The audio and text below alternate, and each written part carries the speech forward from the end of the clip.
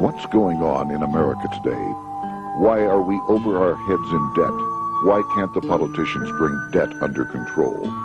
Why are so many people, often both parents now, working at low-paying, dead-end jobs and still making do with less?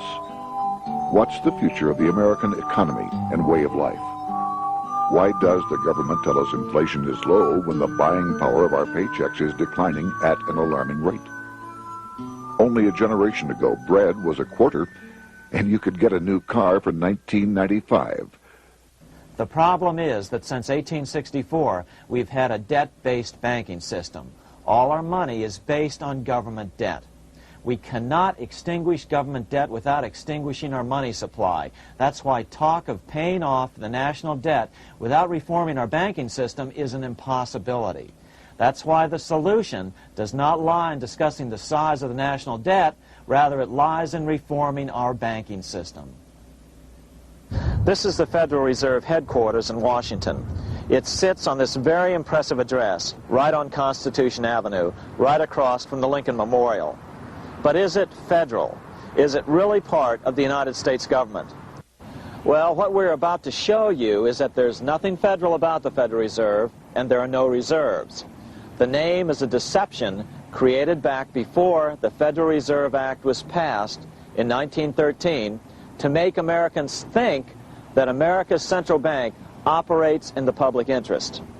The truth is that the Federal Reserve is a private bank owned by private stockholders and run purely for their private profit. That's exactly correct. The Fed is a privately owned for-profit corporation which, again, has no reserves, at least no reserves available to back up the Federal Reserve notes, which is our common currency.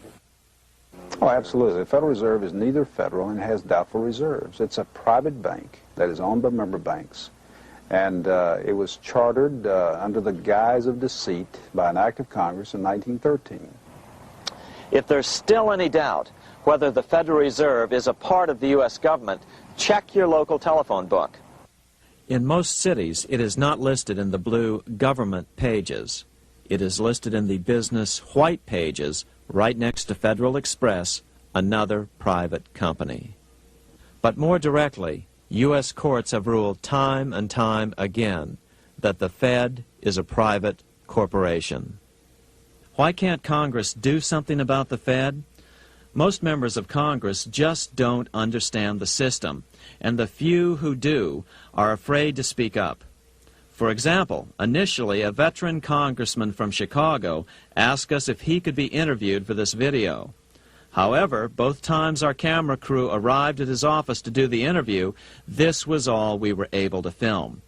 The congressman never appeared, and eventually decided he no longer wanted to participate. But a few others in Congress have been bolder over the years. Here are 3 quick examples. In 1923, Representative Charles A. Lindbergh, a Republican from Minnesota, and father of the famed aviator Lucky Lindy, put it this way: the financial system has been turned over to the Federal Reserve Board. That board administers the finance system by authority of a purely profiteering group. The system is private, conducted for the sole purpose of obtaining the greatest possible profits from the use of other people's money. One of the most outspoken critics in Congress of the Fed was the former chairman of the House Banking and Currency Committee during the Great Depression years.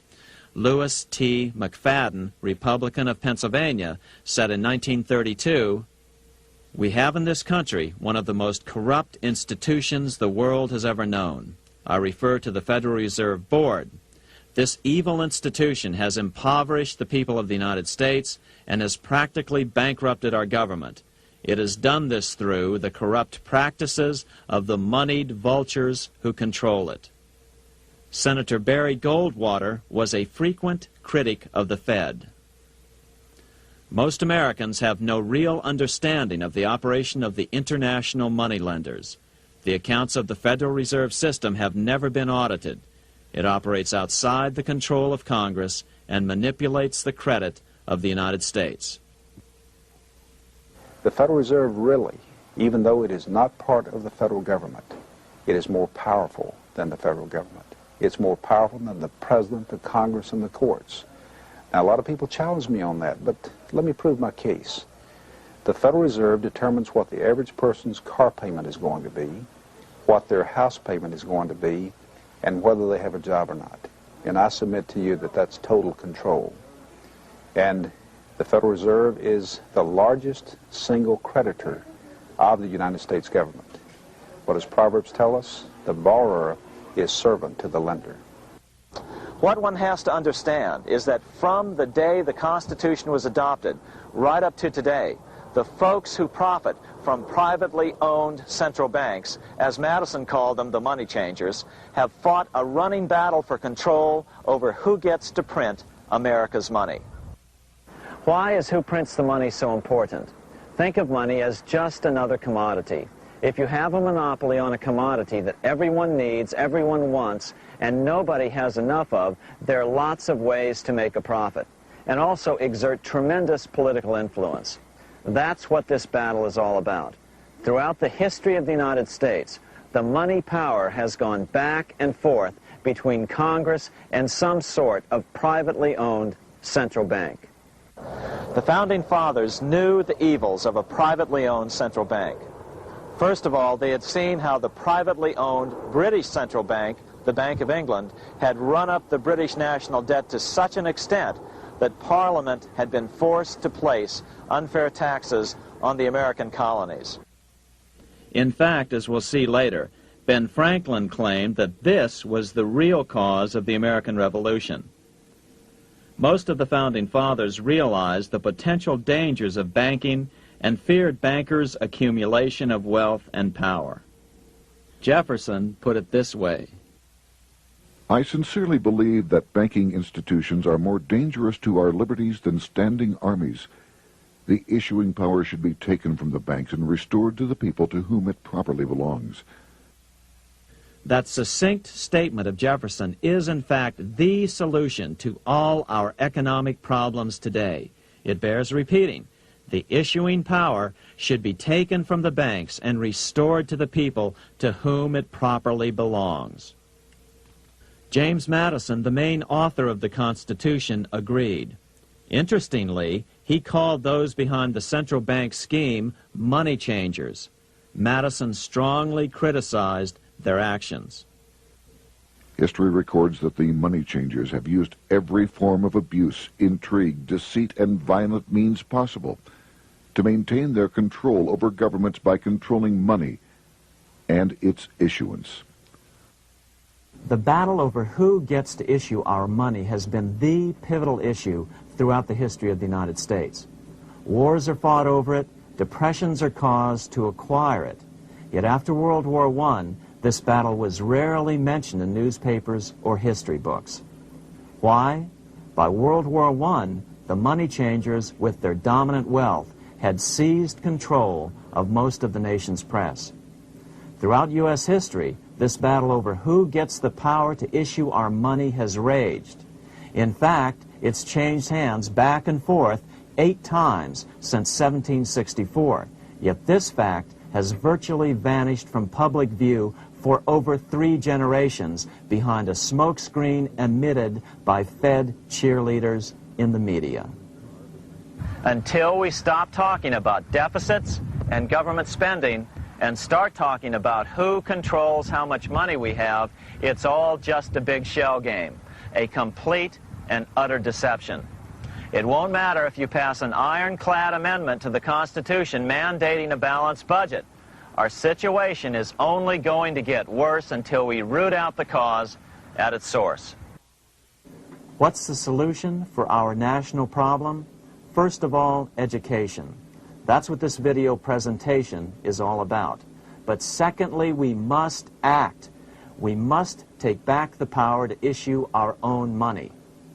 Issuing our own money is not a radical solution. I want to stress that. It's the same solution used at different points in U.S. history by men like Benjamin Franklin, Thomas Jefferson, Andrew Jackson, Martin Van Buren, and Abraham Lincoln. So, to sum it up, in 1913, Congress gave an independent central bank, deceptively named the Federal Reserve, a monopoly over issuing America's money. And the debt generated by this quasi-private corporation is what is killing the American economy. Though the Federal Reserve is now the most powerful central bank in the world, it was not the first. So where did this idea come from? To really understand the magnitude of the problem, we have to travel back to Europe. Just who are these money changers James Madison spoke of? In the Bible, 2,000 years ago, Jesus drove the money changers from the temple. It was the only time Jesus used force during his ministry. What were money changers doing in the temple? When Jews came to Jerusalem to pay their temple tax, they could only pay it with a special coin, the half shekel of the sanctuary. This was a half ounce of pure silver about this size.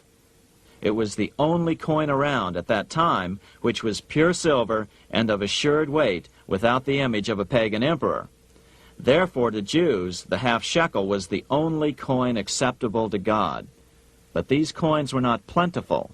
The money changers had cornered the market on them. Then they raised the price, just like any other commodity, to whatever the market would bear. In other words, money changers were making exorbitant profits because they held a virtual monopoly on money. The Jews had to pay whatever they demanded.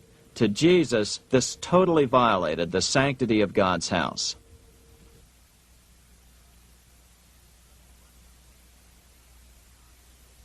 But the money-changing scam did not originate in Jesus' day. 200 years before Christ, Rome was having trouble with money changers.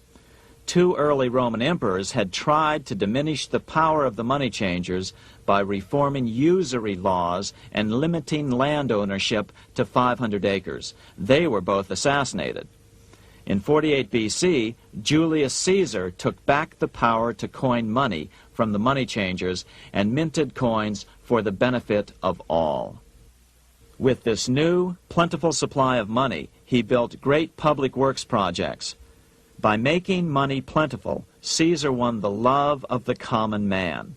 But the money changers hated him. Some believe this was an important factor in Caesar's assassination. One thing is for sure, with the death of Caesar came the demise of plentiful money in Rome.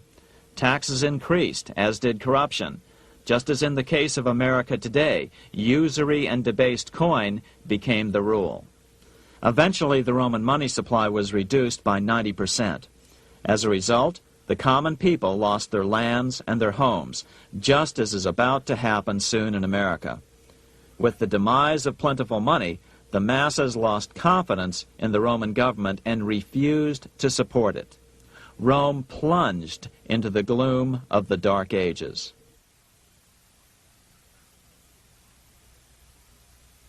A 1,000 years after the death of Christ, money changers, those who loan out and manipulate the quantity of money, were active in medieval England.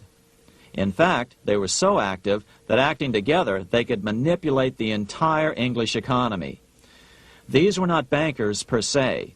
The money changers generally were the goldsmiths. They were the first bankers because they started keeping other people's gold for safekeeping in their vaults. The first paper money was merely a receipt for gold left at the goldsmith. Paper money caught on because it was more convenient than carrying around a lot of heavy gold and silver coins. Eventually, goldsmiths noticed that only a small fraction of the depositors ever came in and demanded their gold at any one time. Goldsmiths started cheating on the system. They discovered that they could print more money than they had gold, and usually no one would be the wiser. Then they could loan out this extra money and collect interest on it. This was the birth of fractional reserve banking. That is, loaning out many times more money than you have assets on deposit. So, if $1,000 in gold were deposited with them, they could loan out about $10,000 in paper money and draw interest payments on it, and no one would ever discover the deception. By this means, goldsmiths gradually accumulated more and more wealth and used this wealth to accumulate more and more gold. Today, this practice of loaning out more money than there are reserves is known as fractional reserve banking. Every bank in the United States is allowed to loan out at least 10 times more money than they actually have. That's why they get rich on charging, let's say, 8% interest. It's not really 8% per year, which is their income. It's 80%. That's why bank buildings are always the largest in town. But does that mean that all interest or all banking should be illegal? Hardly. In the Middle Ages, canon law, the law of the Catholic Church, forbade charging interest on loans. This concept followed the teachings of Aristotle and St. Thomas Aquinas. They taught that the purpose of money was to serve the members of society, to facilitate the exchange of goods needed to lead a virtuous life. Interest, in their belief, hindered this purpose by putting an unnecessary burden on the use of money. In other words, interest was contrary to reason and justice. Reflecting church law in the Middle Ages, Europe forbade charging interest on loans and made it a crime called usury. As commerce grew, and therefore opportunities for investment arose in the late Middle Ages, it came to be recognized that to loan money had a cost for the lender, both in risk and in lost opportunity. So some charges were allowed, but not interest per se. But all moralists, no matter what religion, condemn fraud, oppression of the poor, and injustice as clearly immoral. As we will see, fractional reserve lending is rooted in a fraud, results in widespread poverty, and reduces the value of everyone else's money. The ancient goldsmiths discovered that extra profits could be made by rowing the economy between easy money and tight money. When they made money easier to borrow, then the amount of money in circulation expanded. Money was plentiful. People took out more loans to expand their businesses. But then the money changers would tighten the money supply. They would make loans more difficult to get.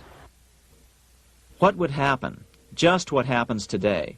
A certain percentage of people could not repay their previous loans and could not take out new loans to repay the old ones. Therefore, they went bankrupt and had to sell their assets to the goldsmiths for pennies on the dollar.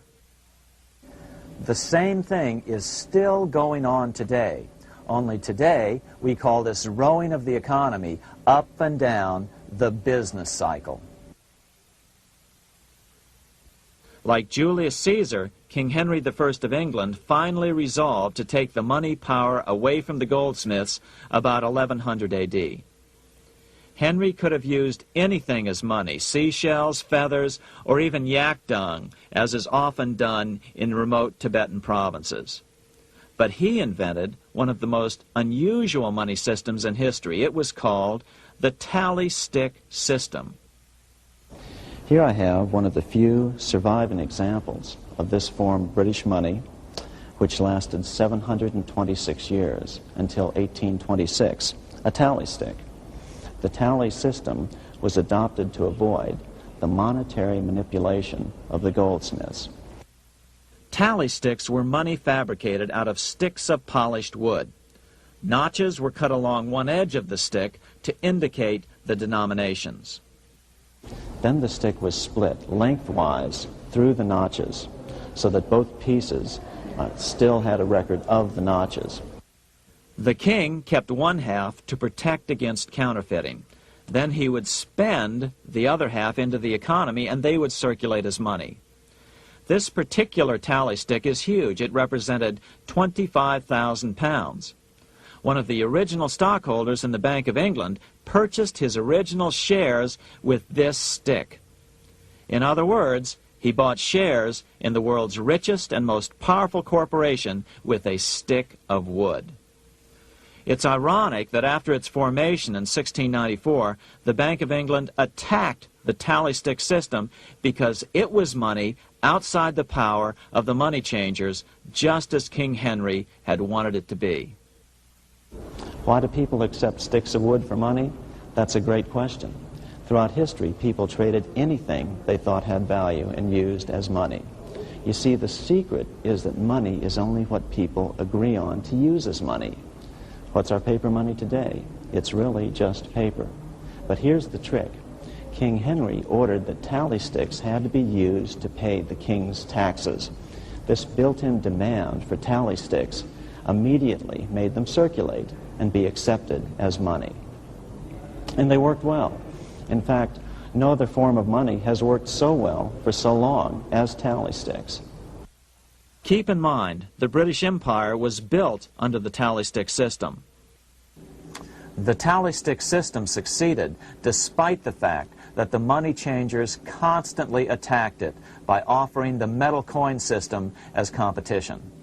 In other words, metal coins never went completely out of circulation, but tally sticks hung on because they were good for the payment of taxes.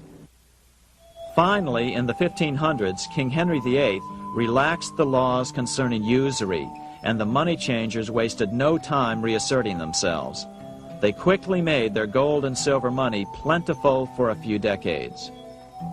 But when Queen Mary took the throne and tightened the usury laws again, the money changers renewed the hoarding of gold and silver coins, forcing the economy to plummet. When Queen Mary's sister, Queen Elizabeth I, took the throne, she was determined to regain control over English money. Her solution was to issue gold and silver coins from the public treasury and take the control over the money supply away from the money changers.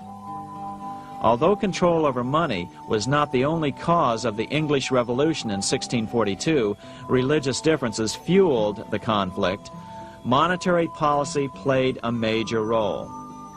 Financed by the money changers, Oliver Cromwell finally overthrew King Charles, purged the Parliament, and put the king to death. The money changers were immediately allowed to consolidate their financial power. The result was that for the next 50 years, the money changers plunged Great Britain into a series of costly wars. They took over a square mile of property in the center of London, known as the City of London. This area today is still known as one of the 3 predominant financial centers of the world. Conflicts with the Stuart kings led the money changers in England to combine with those in the Netherlands to finance the invasion of William of Orange, who overthrew the Stuarts in 1688 and took the English throne.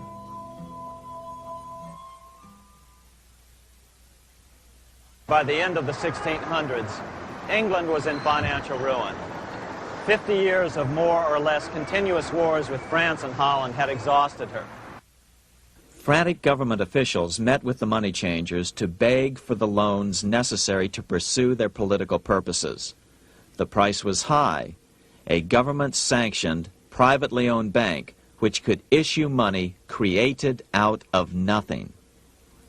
It was to be the modern world's first privately owned central bank, the Bank of England. Although it was deceptively called the Bank of England to make the general population think it was part of the government, it was not.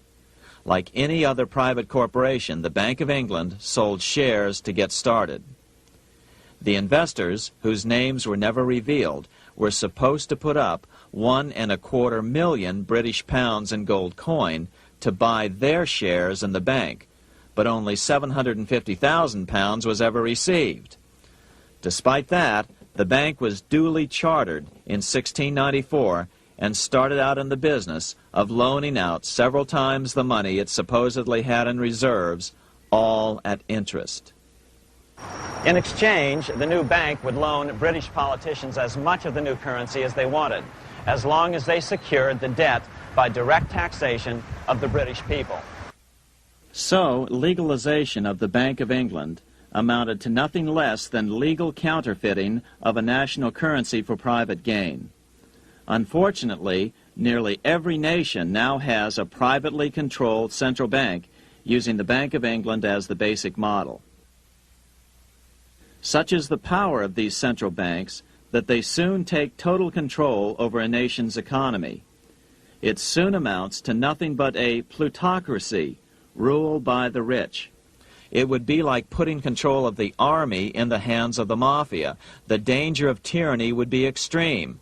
Yes, we need central banks. No, we do not need them in private hands. The central bank scam is really a hidden tax. The nation sells bonds to the central bank to pay for things it does not have the political will to raise taxes to pay for. But the bonds are purchased with money the central bank creates out of nothing. More money in circulation makes your money worth less. The government gets as much money as it needs, and the people pay for it in inflation. The beauty of the plan is that not one person in 1,000 can figure it out because it's usually hidden behind complex-sounding economics gibberish. With the formation of the Bank of England, the nation was soon awash in money. Prices throughout the country doubled. Massive loans were granted for just about any wild scheme. One venture proposed to drain the Red Sea to recover gold supposedly lost when the Egyptian army drowned pursuing Moses and the Israelites. By 1698, government debt grew from the initial £1.25 million to £16 million. Naturally, taxes were increased and then increased again to pay for all of this. With the British money supply firmly in their grip, the British economy began a wild roller coaster series of booms and depressions, exactly the sort of thing a central bank claims it is determined to prevent. There are two things which I think are intrinsic not just to the Bank of England but to central banking generally. The first is an involvement in the formulation of monetary policy with the specific objective of achieving monetary stability. However, since the Bank of England took control, the British pound has rarely been stable. Now let's take a look at the role of the Rothschild family, the family said to be the wealthiest in the world.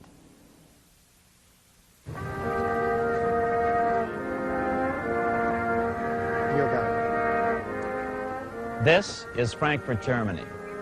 50 years after the Bank of England opened its doors, a goldsmith named Amschel Moses Bauer opened a coin shop, a counting house, in 1743. And over the door he placed a sign depicting a Roman eagle on a red shield. The shop became known as the Red Shield Firm, or in German, Rothschild. When his son, Amschel Meyer Bauer, inherited the business, he decided to change his name to Rothschild. Amschel soon learned that loaning money to governments and kings was more profitable than loaning to private individuals. Not only were the loans bigger, but they were secured by the nation's taxes. Mayer Rothschild had 5 sons. He trained them all in the skills of money creation, then sent them out to the major capitals of Europe to open branch offices of the family banking business. His first son, Amschel Meyer, stayed in Frankfurt to mind the hometown bank. His second son, Solomon, was sent to Vienna. His third son, Nathan, was clearly the most clever. He was sent to London at age 21 in 1798, 100 years after the founding of the Bank of England. His fourth son, Karl, went to Naples, and his fifth son, Jacob, went to Paris. In 1785, Mayer Amschel moved his entire family to this larger house, a 5-story dwelling he shared with the Schiff family. This house was known as the Green Shield. The Rothschilds and the Schiffs would play a central role in the rest of European financial history and in that of the United States.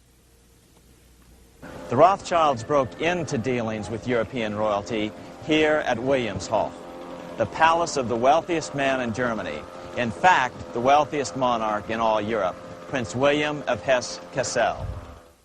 At first, the Rothschilds were only helping William speculate in precious coins.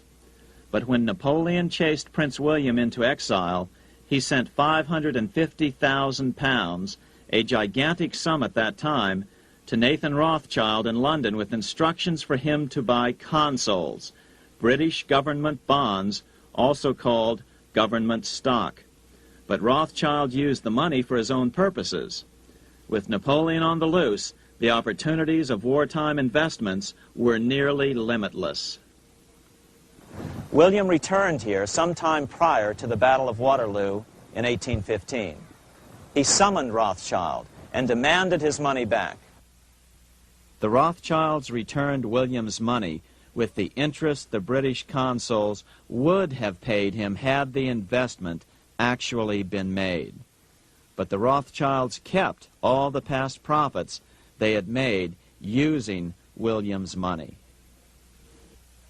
Nathan Rothschild later bragged that in the 17 years he'd been in England, he'd increased his original £20,000 stake given to him by his father by 2,500 times.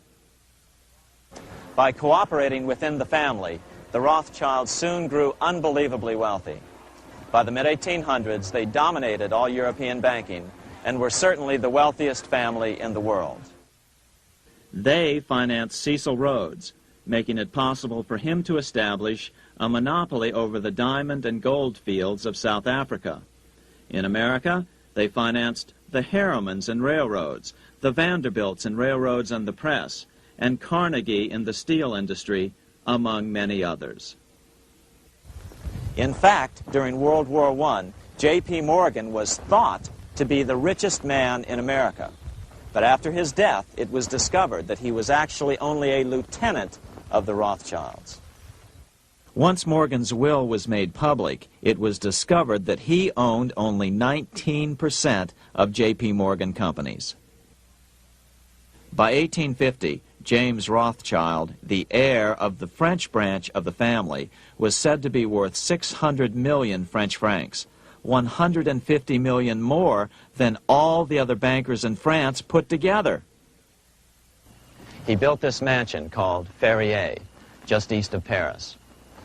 Wilhelm I, on seeing it, exclaimed, "Kings couldn't afford this. It could only belong to a Rothschild." Another 19th century French commentator put it this way: "There is but one power in Europe, and that is Rothschild." There is no evidence that their predominant standing in European or world finance has changed. Now let's take a look at the results the Bank of England had produced on the British economy and how that later was the root cause of the American Revolution.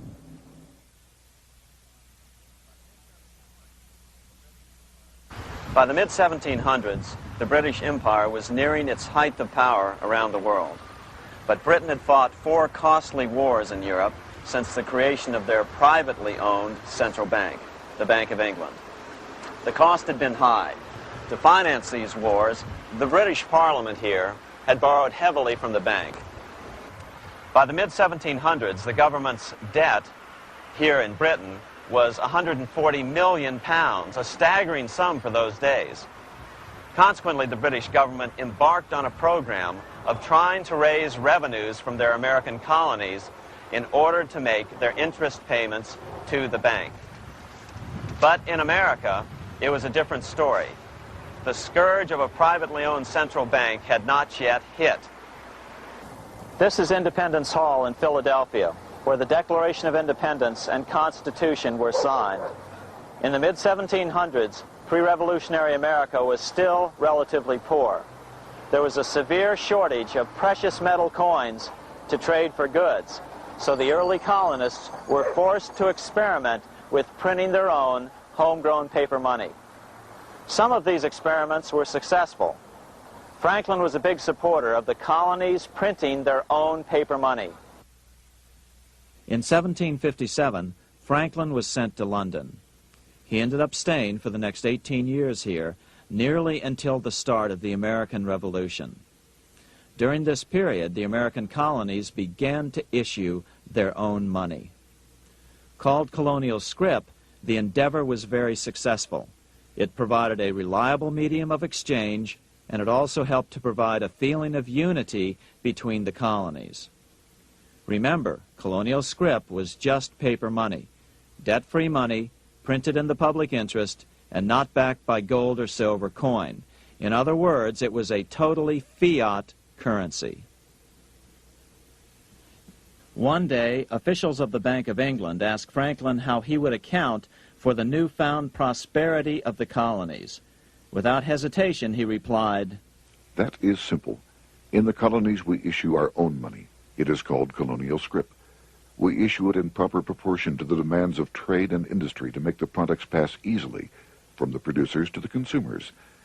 In this manner, creating for ourselves our own paper money, we control its purchasing power, and we have no interest to pay to no one." This was just common sense to Franklin, but you can imagine the impact it had on the Bank of England. America had learned the secret of money, and that genie had to be returned to its bottle as soon as possible.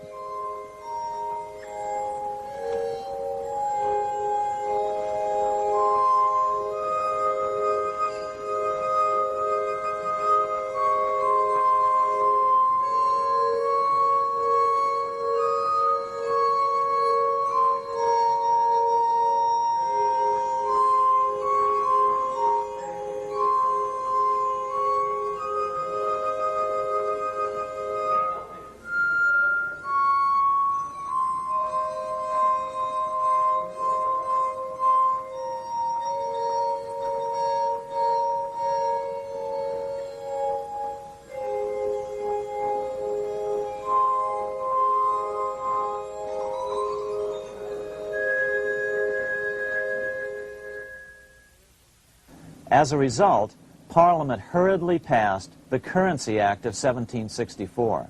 This prohibited colonial officials from issuing their own money and ordered them to pay all future taxes in gold or silver coins. In other words, it forced the colonies on a gold or silver standard. For those who still believe that a gold standard is the answer for America's current monetary problems, look what happened to America after that. Writing in his autobiography, Franklin said, "In 1 year, the conditions were so reversed that the era of prosperity ended and a depression set in to such an extent that the streets of the colonies were filled with unemployed." Franklin claims that this was even the basic cause for the American Revolution. As Franklin put it in his autobiography, The colonies would gladly have borne a little tax on tea and other matters had it not been that England took away from the colonies their money, which created unemployment and dissatisfaction. The inability of the colonists to get the power to issue their own money permanently out of the hands of George III and the international bankers was the prime reason for the Revolutionary War. by the time the first shots were fired in Lexington, Massachusetts, on April 19, 1775, the colonies had been drained of gold and silver coin by British taxation. As a result, the Continental government had no choice but to print money to finance the war. At the start of the Revolution, the U.S. money supply stood at $12 million. By the end of the war, it was nearly $500 million. As a result, the currency was virtually worthless. Shoes sold for $5,000 a pair. Colonial scrip had worked because just enough was issued to facilitate trade. As George Washington lamented, a wagon load of money will scarcely purchase a wagon load of provisions. Today, those who support a gold-backed currency point to this period during the Revolution to demonstrate the evils of a fiat currency. But remember, the same currency had worked so well 20 years earlier during times of peace that the Bank of England had Parliament outlaw it. Towards the end of the Revolution, the Continental Congress, meeting here at Independence Hall, grew desperate for money. In 1781, they allowed Robert Morris, their financial superintendent, to open a privately owned central bank. Incidentally, Morris was a wealthy man who had grown wealthier during the Revolution by trading in war materials. Called the Bank of North America, the new bank was closely modeled after the Bank of England. It was allowed to practice fractional reserve banking. That is, it could lend out money it didn't have, then charge interest on it. If you or I were to do that, we would be charged with fraud, a felony. The bank's charter called for private investors to put up $400,000 worth of initial capital. But when Morris was unable to raise the money, he brazenly used his political influence to have gold deposited in the bank, which had been loaned to America by France. He then loaned this money to himself and his friends to reinvest in shares of the bank. And, like the Bank of England, the bank was given a monopoly over the national currency. Soon the dangers became clear. The value of American currency continued to plummet. So, 4 years later, in 1785, the bank's charter was not renewed. The leader of the effort to kill the bank, William Findley of Pennsylvania, explained the problem this way, quote, "This institution, having no principle but that of avarice, will never be varied in its object, to engross all the wealth, power, and influence of the state." The men behind the Bank of North America, Alexander Hamilton, Robert Morris, and the bank's president, Thomas Weiling, did not give up.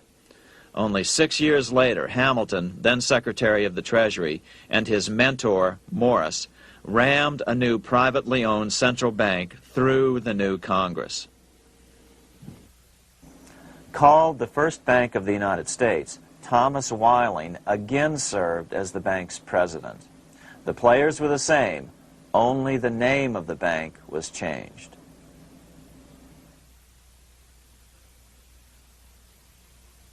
In 1787, colonial leaders assembled in Philadelphia to replace the ailing Articles of Confederation. As we saw earlier, both Thomas Jefferson and James Madison were unalterably opposed to a privately owned central bank. They had seen the problems caused by the Bank of England. They wanted nothing of it. As Jefferson later put it, "If the American people ever allow private banks to control the issue of their currency, first by inflation, then by deflation, the banks and the corporations which grow up around them will deprive the people of all property until their children wake up homeless on the continent their fathers conquered." During the debate over the future monetary system, another one of the founding fathers, Gouverneur Morris, castigated the motivations of the owners of the Bank of North America. Gouverneur Morris headed the committee that wrote the final draft of the Constitution. Morris knew the motivations of the bank well. Along with his old boss, Robert Morris, Gouverneur Morris and Alexander Hamilton were the ones who had presented the original plan for the Bank of North America to the Continental Congress in the last year of the Revolution. In a letter he wrote to James Madison on July 2nd, 1787, Gouverneur Morris revealed what was really going on. "The rich will strive to establish their dominion and enslave the rest. They always did. They always will. They will have the same effect here as elsewhere if we do not, by the power of government, keep them in their proper spheres." Despite the defection of Gouverneur Morris from the ranks of the bank, Hamilton, Robert Morris, Thomas Weiling, and their European backers were not about to give up. They convinced the bulk of the delegates to the Constitutional Convention to not give Congress the power to issue paper money. Most of the delegates were still reeling from the wild inflation of the paper currency during the Revolution. They had forgotten how well colonial scrip had worked before the war. But the Bank of England had not. The money changers could not stand to have America printing her own money again. So the Constitution is silent on the matter. This grievous defect left the door wide open for the money changers, just as they had planned.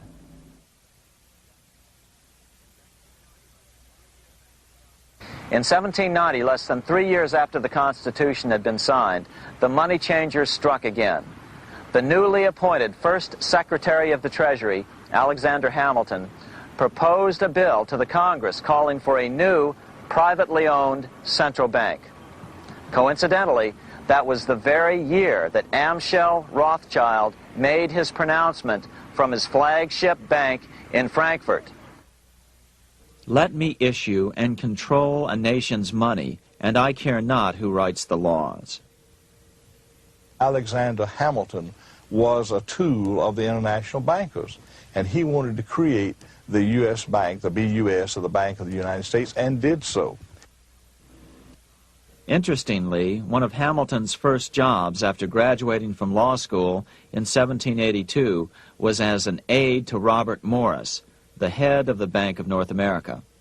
In fact, the year before, Hamilton had written Morris a letter saying, "A national debt, if it is not excessive, will be to us a national blessing." A blessing to whom? After a year of intense debate, in 1791, Congress passed the bill and gave it a 20-year charter. The new bank was to be called the First Bank of the United States, or BUS. Here we are in front of the First Bank of the United States in Philadelphia. The bank was given a monopoly on printing U.S. currency, even though 80% of its stock would be held by private investors. The other 20% would be purchased by the U.S. government. But the reason was not to give the government a piece of the action. It was to provide the capital for the other 80% owners. As with the old Bank of North America and the Bank of England before that, the stockholders never paid the full amount for their shares. The U.S. government put up their initial $2 million in cash. Then the bank, through the old magic of fractional reserve lending, made loans to its charter investors so they could come up with the remaining $8 million of capital needed for this risk-free investment. Like the Bank of England, the name of the Bank of the United States was deliberately chosen to hide the fact that it was privately controlled. And like the Bank of England, the names of the investors in the bank were never revealed. Many years later, it was a common saying that the Rothschilds were the power behind the old Bank of the United States. The bank was sold to Congress as a way to bring stability to the banking system and eliminate inflation. So what happened? Over the first 5 years, the U.S. government borrowed $8.2 million from the Bank of the United States. In the same 5-year period, prices rose by 72%. Jefferson, as the new Secretary of State, watched the borrowing with sadness and frustration, unable to stop it. I wish it were possible to obtain a single amendment to our Constitution, taking from the federal government the power of borrowing. Millions of Americans feel the same way today. They watch in helpless frustration as the federal government borrows the American economy into oblivion. So, although it was called the First Bank of the United States, it was not the first attempt at a privately owned central bank in this country. As with the Bank of North America, the government put up most of the cash to get this private bank going, then the bankers loaned the money to each other to buy the remaining stock in the bank. It was a scam, plain and simple, and they wouldn't be able to get away with it for long. But first, we have to travel back to Europe to see how a single man was able to manipulate the entire British economy by obtaining the first news of Napoleon's final defeat.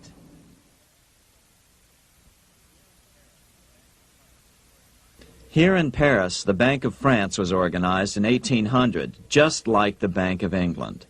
But Napoleon decided France had to break free of debt, and he never trusted the Bank of France.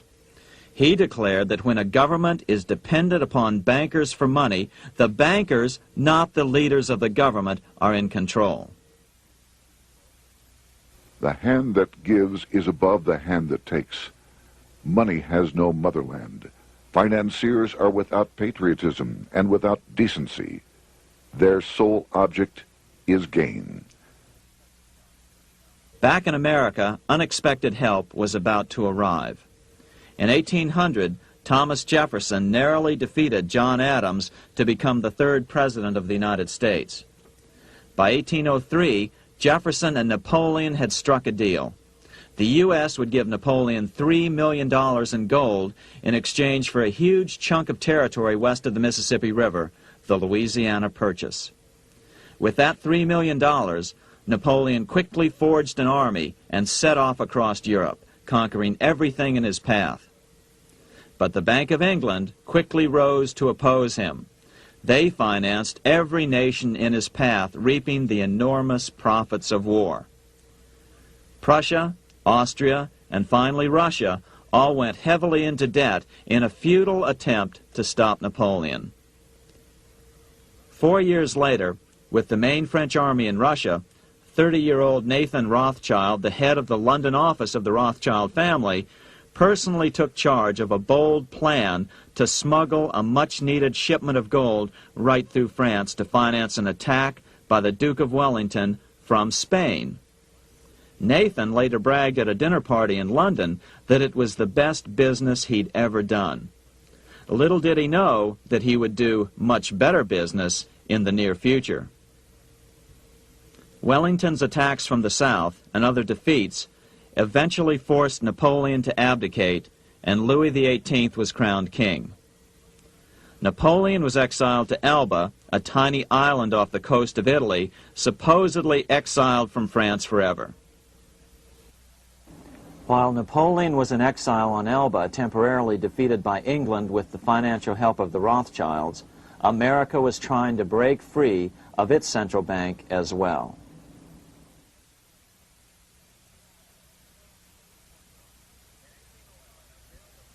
In 1811, a bill was put before Congress to renew the charter of the Bank of the United States.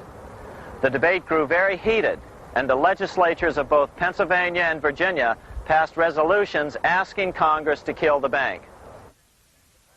The press corps of the day attacked the bank openly, calling it a great swindle, a vulture, a viper, and a cobra.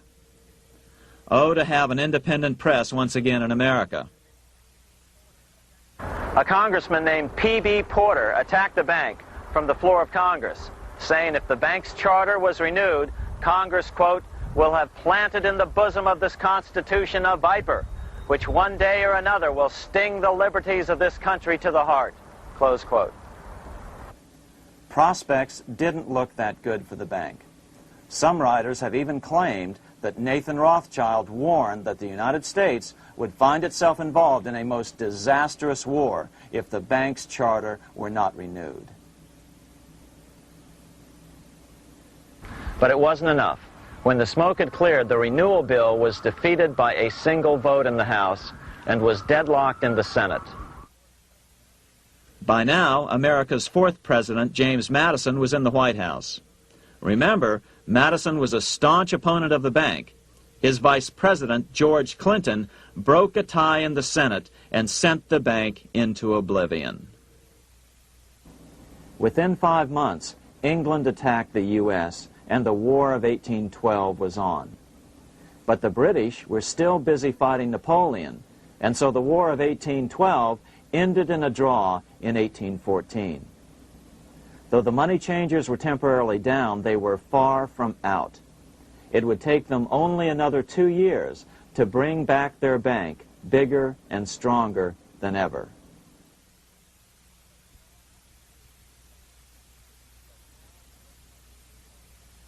But now let's return to Napoleon, because nothing else in history more aptly demonstrates the ingenuity of the Rothschild family than their control of the British stock market after Waterloo. In 1815, a year after the end of the War of 1812 in America, Napoleon escaped his exile and returned to Paris. French troops were sent out to capture him, but such was his charisma that the soldiers rallied around their old leader and hailed him as their emperor once again.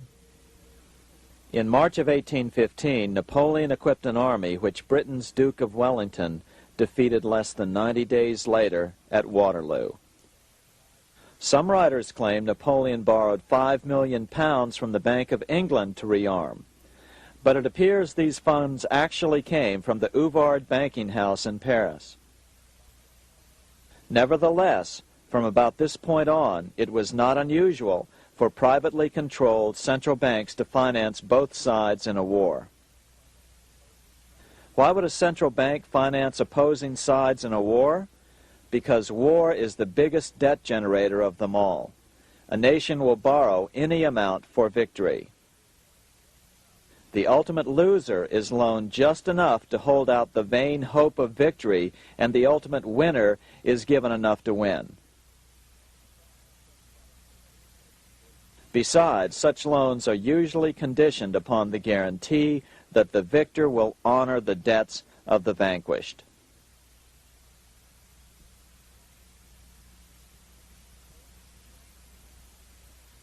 This is the Waterloo battlefield about 200 miles northeast of Paris in what today is Belgium. Here Napoleon suffered his final defeat, but not before thousands of French and Englishmen gave their lives on a steamy summer day in July of 1815. Right over there, on June 18, 1815, 74,000 French troops met 67,000 troops from Britain and other European nations. The outcome was certainly in doubt. In fact, had Napoleon attacked a few hours earlier, he would probably have won the battle.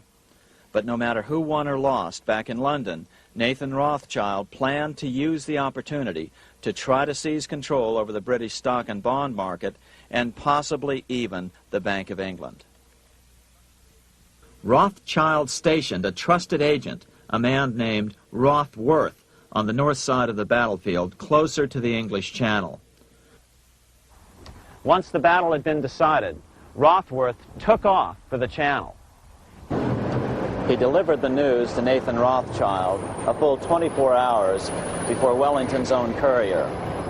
Rothschild hurried to the stock market and took up his usual position in front of an ancient pillar. All eyes were on him. The Rothschilds had a legendary communications network. If Wellington had been defeated and Napoleon was loose on the continent again, Britain's financial situation would become grave indeed. Rothschild looked saddened. He stood there motionless, eyes downcast. Then suddenly he began selling. Other nervous investors saw that Rothschild was selling. It could only mean one thing. Napoleon must have won, Wellington must have lost. The market plummeted. Soon everyone was selling their consols, their British government bonds, and prices dropped sharply. But then Rothschild started secretly buying up the consols through his agents for only a fraction of their worth hours before. Myths, legends, you say? 100 years later, the New York Times ran a story which said that Nathan's grandson had attempted to secure a court order to suppress a book with this stock market story in it. The Rothschild family claimed the story was untrue and libelous, but the court denied the Rothschilds' request and ordered the family to pay all court costs. What's even more interesting about this story is that some authors claim that the day after the Battle of Waterloo, in a matter of hours, Nathan Rothschild came to dominate not only the bond market, but the Bank of England as well. Whether or not the Rothschild family seized control of the Bank of England, the first privately owned central bank in a major European nation and the wealthiest, one thing is certain.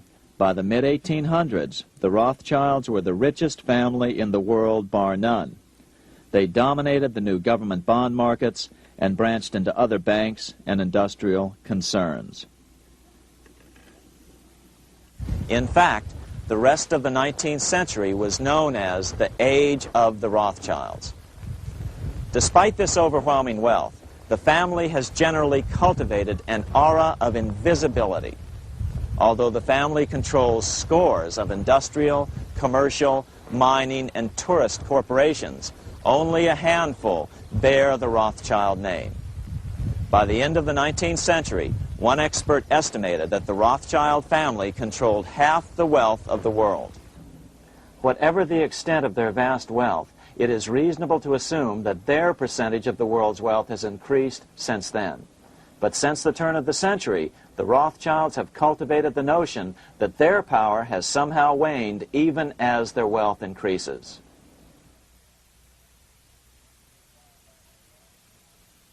Meanwhile, back in Washington in 1816, just 1 year after Waterloo and Rothschild's alleged takeover of the Bank of England, the American Congress passed a bill permitting yet another privately owned central bank. This bank was called the Second Bank of the United States. The new bank's charter was a copy of the previous banks. The U.S. government would own 20% of the shares of the bank. Of course, the federal share was paid by the Treasury up front into the bank's coffers. Then, through the magic of fractional reserve lending, it was transformed into loans to private investors who then bought the remaining 80% of the shares. Just as before, the primary stockholders remained a secret. But it is known that the largest block of shares, about 1/3 of the total, were sold to foreigners. As one observer put it, it is certainly no exaggeration to say that the Second Bank of the United States was rooted as deeply in Britain as it was in America. So, by 1816, some authors claim the Rothschilds had taken control over the Bank of England and backed a new, privately owned central bank in America as well.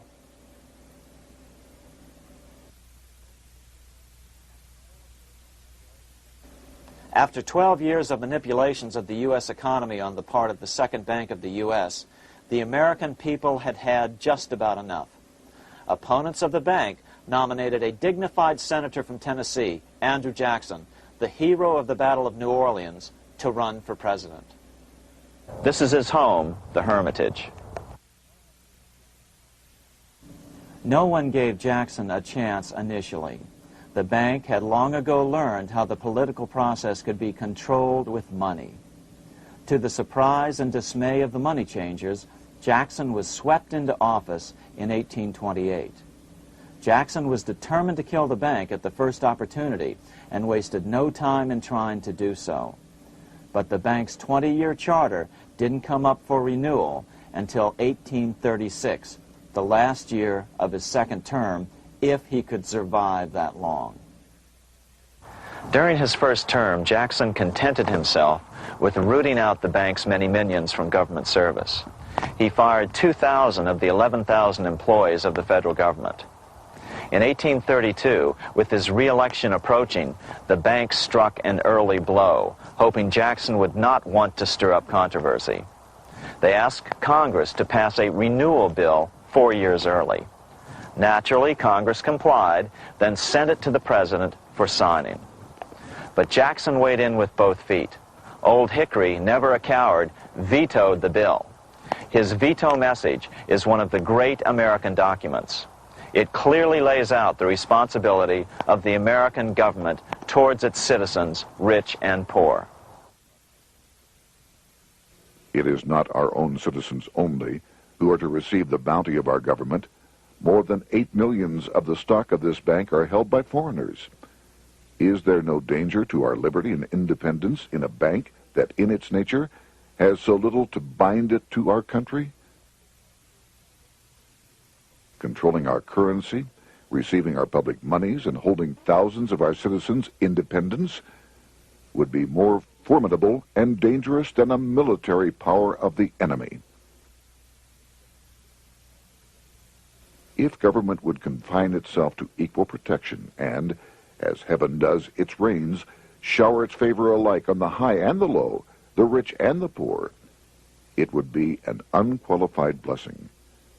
In the act before me, there seems to be a wide and unnecessary departure from these just principles. Later that year, in July 1832, Congress was unable to override Jackson's veto. Now Jackson had to stand for re-election. Jackson took his argument directly to the people. For the first time in U.S. history, Jackson took his presidential campaign on the road. Before then, presidential candidates stayed at home and looked presidential. His campaign slogan was Jackson and no bank. The National Republican Party ran Senator Henry Clay against Jackson. Despite the fact that the bankers poured over $3 million into Clay's campaign, Jackson was reelected by a landslide in November of 1832. Despite his presidential victory, Jackson knew the battle was only beginning. "The hydra of corruption is only scotched, not dead," said the newly elected president. Jackson ordered his new Secretary of Treasury, Lewis McLean, to start removing the government's deposits from the second bank and start placing them in state banks. But McLean refused to do so. Jackson fired him and appointed William J. Duane as the new Secretary of the Treasury. Duane also refused to comply with the president's requests, and so Jackson fired him as well and then appointed Roger B. Taney to the office. Taney did withdraw government funds from the bank starting on October 1st, 1833. Jackson was jubilant. "I have it chained. I'm ready with screws to draw every tooth and then the stumps." But the bank was not yet done fighting. Its head, Nicholas Biddle, used his influence to get the Senate to reject Taney's nomination. Then, in a rare show of arrogance, Biddle threatened to cause a depression if the bank was not rechartered. This worthy president thinks that because he has scalped Indians and imprisoned judges, he is to have his way with the bank. He is mistaken. Next, in an unbelievable fit of honesty for a central banker, Biddle admitted that the bank was going to make money scarce to force Congress to restore the bank. Nothing but widespread suffering will produce any effect on Congress. Our only safety is in pursuing a steady course of firm restriction, and I have no doubt that such a course will ultimately lead to restoration of the currency and the recharter of the bank. What a stunning revelation. Here was the pure truth, revealed with shocking clarity. Biddle intended to use the money contraction power of the bank to cause a massive depression until America gave in. Unfortunately, this has happened time and time again throughout U.S. history and is about to happen again in today's world. Nicholas Biddle made good on his threat. The bank sharply contracted the money supply by calling in old loans and refusing to extend new ones. A financial panic ensued, followed by a deep depression. Naturally, Biddle blamed Jackson for the crash, saying that it was caused by the withdrawal of federal funds from the bank. Unfortunately, his plan worked well. Wages and prices sagged. Unemployment soared along with business bankruptcies. The nation quickly went into an uproar. Newspaper editors blasted Jackson in editorials. The bank threatened to withhold payments, which then could be made directly to key politicians for their support. Within only months, Congress assembled in what was called the panic session. 6 months after he had withdrawn funds from the bank, Jackson was officially censured by a resolution which passed the Senate by a vote of 26 to 20. It was the first time a president had ever been censured by Congress. Jackson lashed out at the bank. "You are a den of vipers. I intend to rout you out, and by eternal God, I will rout you out." America's fate teetered on a knife edge. If Congress could muster enough votes to override Jackson's veto, the bank would be granted another 20-year monopoly or more over America's money, time enough to consolidate its already great power. Then a miracle occurred. The governor of Pennsylvania came out supporting President Jackson and strongly criticized the bank. On top of that, Biddle had been caught boasting in public about the bank's plan to crash the economy. Suddenly, the tide shifted. In April of 1834, the House of Representatives voted 134 to 82 against rechartering the bank. This was followed up by an even more lopsided vote to establish a special committee to investigate whether the bank had caused the crash. When the investigating committee arrived at the bank's door in Philadelphia, armed with a subpoena to examine the books, Biddle refused to give them up. Nor would he allow inspection of correspondence with congressmen relating to their personal loans and advances he'd made to them. He also refused to testify before the committee back in Washington. On January 8, 1835, Jackson paid off the final installment on the national debt, which had been necessitated by allowing the banks to issue currency for government bonds rather than simply issuing treasury notes without such debt. He was the only president to ever pay off the debt. A few weeks later, on January 30th, 1835, an assassin by the name of Richard Lawrence tried to shoot President Jackson, but by the grace of God, both pistols misfired. Lawrence was later found not guilty by reason of insanity. After his release, he bragged to friends that powerful people in Europe had put him up to the task and promised to protect him if he were caught. The following year, when its charter ran out, the Second Bank of the United States ceased functioning as the nation's central bank. Biddle was later arrested and charged with fraud. He was tried and acquitted, but died shortly thereafter while still tied up in civil suits. After his second term as president, Jackson retired here to the Hermitage outside of Nashville to live out his life. He is still remembered here for his determination to kill the bank. In fact, he killed it so well that it took the money changers 77 years to undo the damage. When asked what his most important accomplishment had been, Jackson replied, "I killed the bank." Unfortunately, even Jackson failed to grasp the entire picture and its root cause. Although Jackson had killed the central bank, the most insidious weapon of the money changers, fractional reserve banking, remained in use by the numerous state-chartered banks. This fueled economic instability in the years before the Civil War. Still, the central bankers were out, and as a result, America thrived as it expanded westward. During this time, the principal money changers struggled to regain their lost centralized power, but to no avail. Then, finally, they reverted to the old central bankers' formula: war to create debt and dependency. If they couldn't get their central bank any other way, America could be brought to its knees by plunging it into a civil war, just as they had done in 1812 after the first Bank of the United States was not rechartered. 1 month after the inauguration of Abraham Lincoln, the first shots of the American Civil War were fired here at Fort Sumter, South Carolina, on April 12, 1861. Certainly slavery was a cause for the Civil War, but not the primary cause. Lincoln knew that the economy of the South depended upon slavery, and so before the Civil War, he had no intention of eliminating it. Lincoln had put it this way in his inaugural address only 1 month earlier. I have no purpose, directly or indirectly, to interfere with the institution of slavery in the states where it now exists.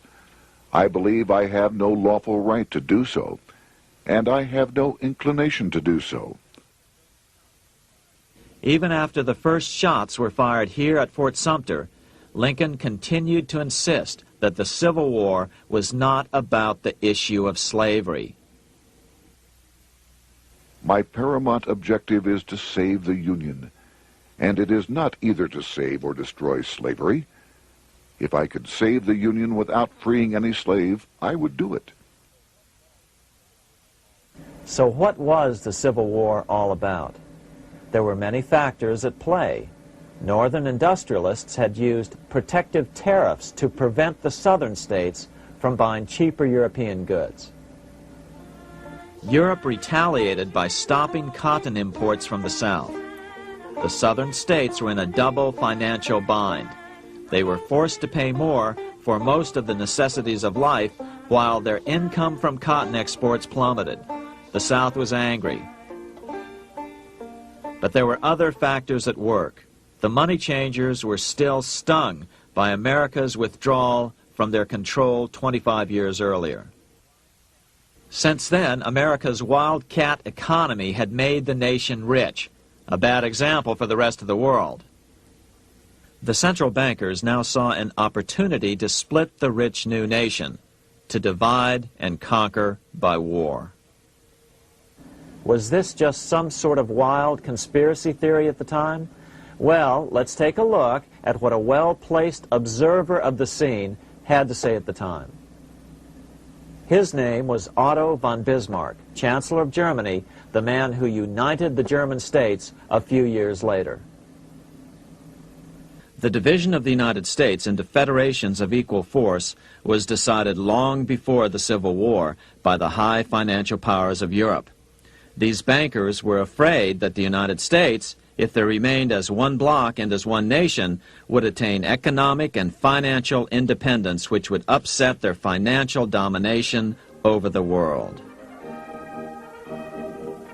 Within months after the first shots here at Fort Sumter, the central bankers loaned Napoleon III of France, the nephew of the Waterloo Napoleon, 210 million francs to seize Mexico and station troops along the southern border of the U.S., taking advantage of their war to violate the Monroe Doctrine and return Mexico to colonial rule. No matter what the outcome of the Civil War, a weakened America, heavily indebted to the money changers, would open up Central and South America once again to European colonization and domination. The very thing America's Monroe Doctrine had forbade in 1823. At the same time, Great Britain moved 11,000 troops into Canada and positioned them menacingly along America's northern border. The British fleet went to war alert should their quick intervention be called for. Lincoln knew he was in a double bind. That's why he agonized over the fate of the Union. There was a lot more to it than just differences between the North and the South. That's why his emphasis was always on union and not merely the defeat of the South. But Lincoln needed money to win. In 1861, Lincoln and his Secretary of Treasury, Salmon P. Chase, went to New York to apply for the necessary loans. The money changers, anxious to see the Union fail, offered loans at 24 to 36% interest. Lincoln said thanks, but no thanks, and returned to Washington. Lincoln sent for an old friend, Colonel Dick Taylor of Chicago, and put him on the problem of financing the war. During one meeting, Lincoln asked Taylor what he'd discovered. Taylor put it this way. Why, Lincoln, that is easy. Just get Congress to pass a bill authorizing the printing of full legal tender Treasury notes, and pay your soldiers with them, and go ahead and win your war with them also. When Lincoln asked if the people of the United States would accept the notes, Taylor said, "The people, or anyone else, will not have any choice in the matter if you make them full legal tender. They will have the full sanction of the government and be just as good as any money, as Congress is given that express right by the Constitution." So that's exactly what Lincoln did. In 1862-63, he printed up $450 million worth of the new bills. In order to distinguish them from other banknotes in circulation, he printed them in green ink on the back side.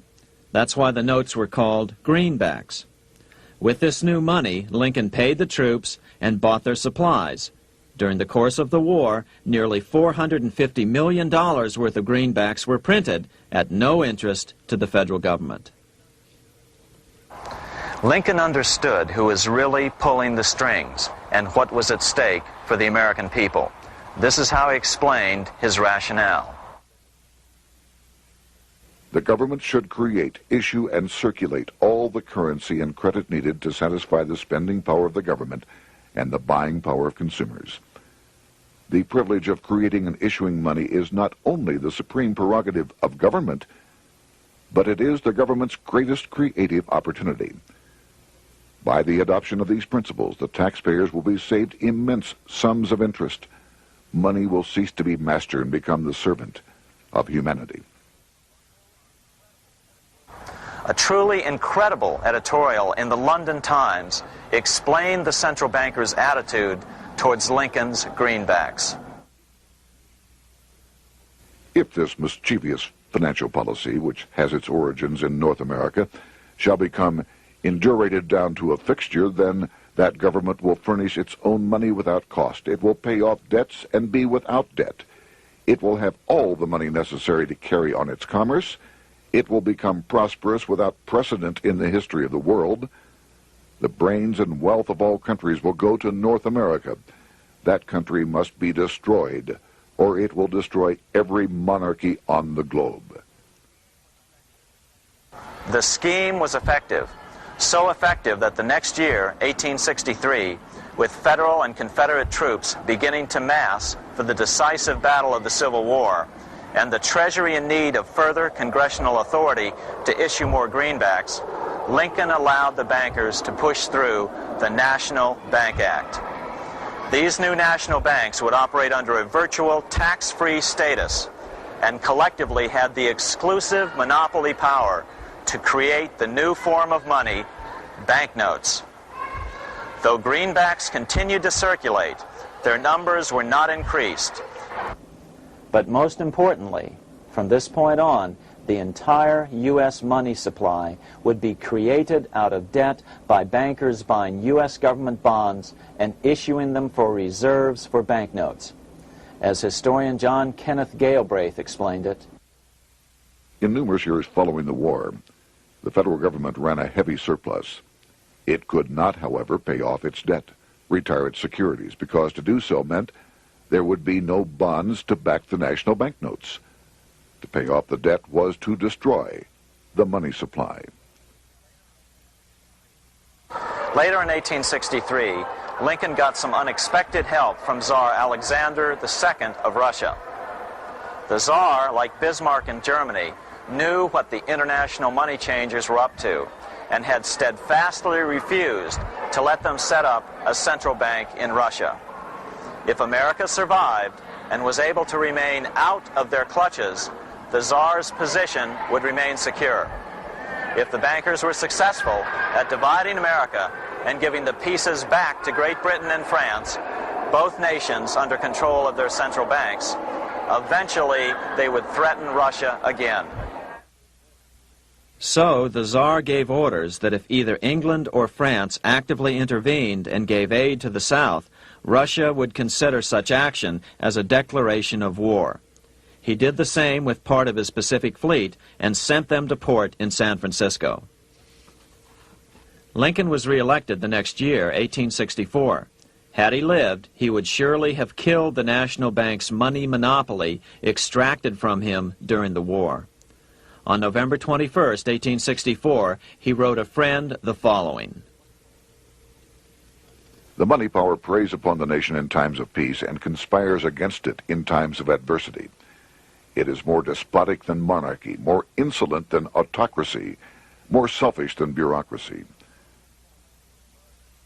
Shortly before Lincoln was murdered, his former Secretary of Treasury, Salmon P. Chase, bemoaned his role in helping secure the passage of the National Banking Act only 1 year earlier. My agency in promoting the passage of the National Banking Act was the greatest financial mistake in my life. It has built up a monopoly which affects every interest in the country. On April 14, 1865, 41 days after his second inauguration and just 5 days after Lee surrendered to Grant at Appomattox, Lincoln was shot by John Wilkes Booth at Ford's Theater. Bismarck, Chancellor of Germany, lamented the death of Abraham Lincoln. The death of Lincoln was a disaster for Christendom. There was no man in the United States great enough to wear his boots. I fear that foreign bankers, with their craftiness and tortuous tricks, will entirely corrupt the exuberant riches of America and use it systematically to corrupt modern civilization. They will not hesitate to plunge the whole of Christendom into wars and chaos in order that the earth should become their inheritance. Bismarck well understood the money changers' plan. Allegations that international bankers were responsible for Lincoln's assassination surfaced in Canada 70 years later in 1934. Gerald G. McGeer, a popular and well-respected Canadian attorney, revealed this stunning charge in a 5-hour speech before the Canadian House of Commons, blasting Canada's debt-based money system. Remember, it was 1934, the height of the Great Depression, which was ravaging Canada as well. McGeer had obtained evidence deleted from the public record, provided to him by Secret Service agents at the trial of John Wilkes Booth, after Booth's death. McGeer said it showed that Booth was a mercenary working for the international bankers. According to an article in the Vancouver Sun of May 2nd, 1934, Abraham Lincoln, the martyred emancipator of the slaves, was assassinated through the machinations of a group representative of the international bankers who feared the United States president's national credit ambitions. There was only one group in the world at that time who had any reason to desire the death of Lincoln. They were the men opposed to his national currency program and who had fought him throughout the whole Civil War on his policy of greenback currency. Interestingly, McGeer claimed that Lincoln was assassinated not only because international bankers wanted to reestablish a central bank in America, but because they also wanted to base America's currency on gold. Gold they controlled. In other words, put America on a gold standard. Lincoln had done just the opposite by issuing U.S. notes, greenbacks, which were based purely on the good faith and credit of the United States. The article quoted McGeer as saying, "They were the men interested in the establishment of the gold standard and the right of the bankers to manage the currency and credit of every nation in the world. With Lincoln out of the way, they were able to proceed with that plan and did proceed with it in the United States. Within 8 years after Lincoln's assassination, silver was demonetized and the gold standard money system set up in the United States." Not since Lincoln has the U.S. issued debt-free United States notes. These red-sealed bills, which were issued in 1963, were not a new issue from President Kennedy, but merely the old greenbacks reissued year after year.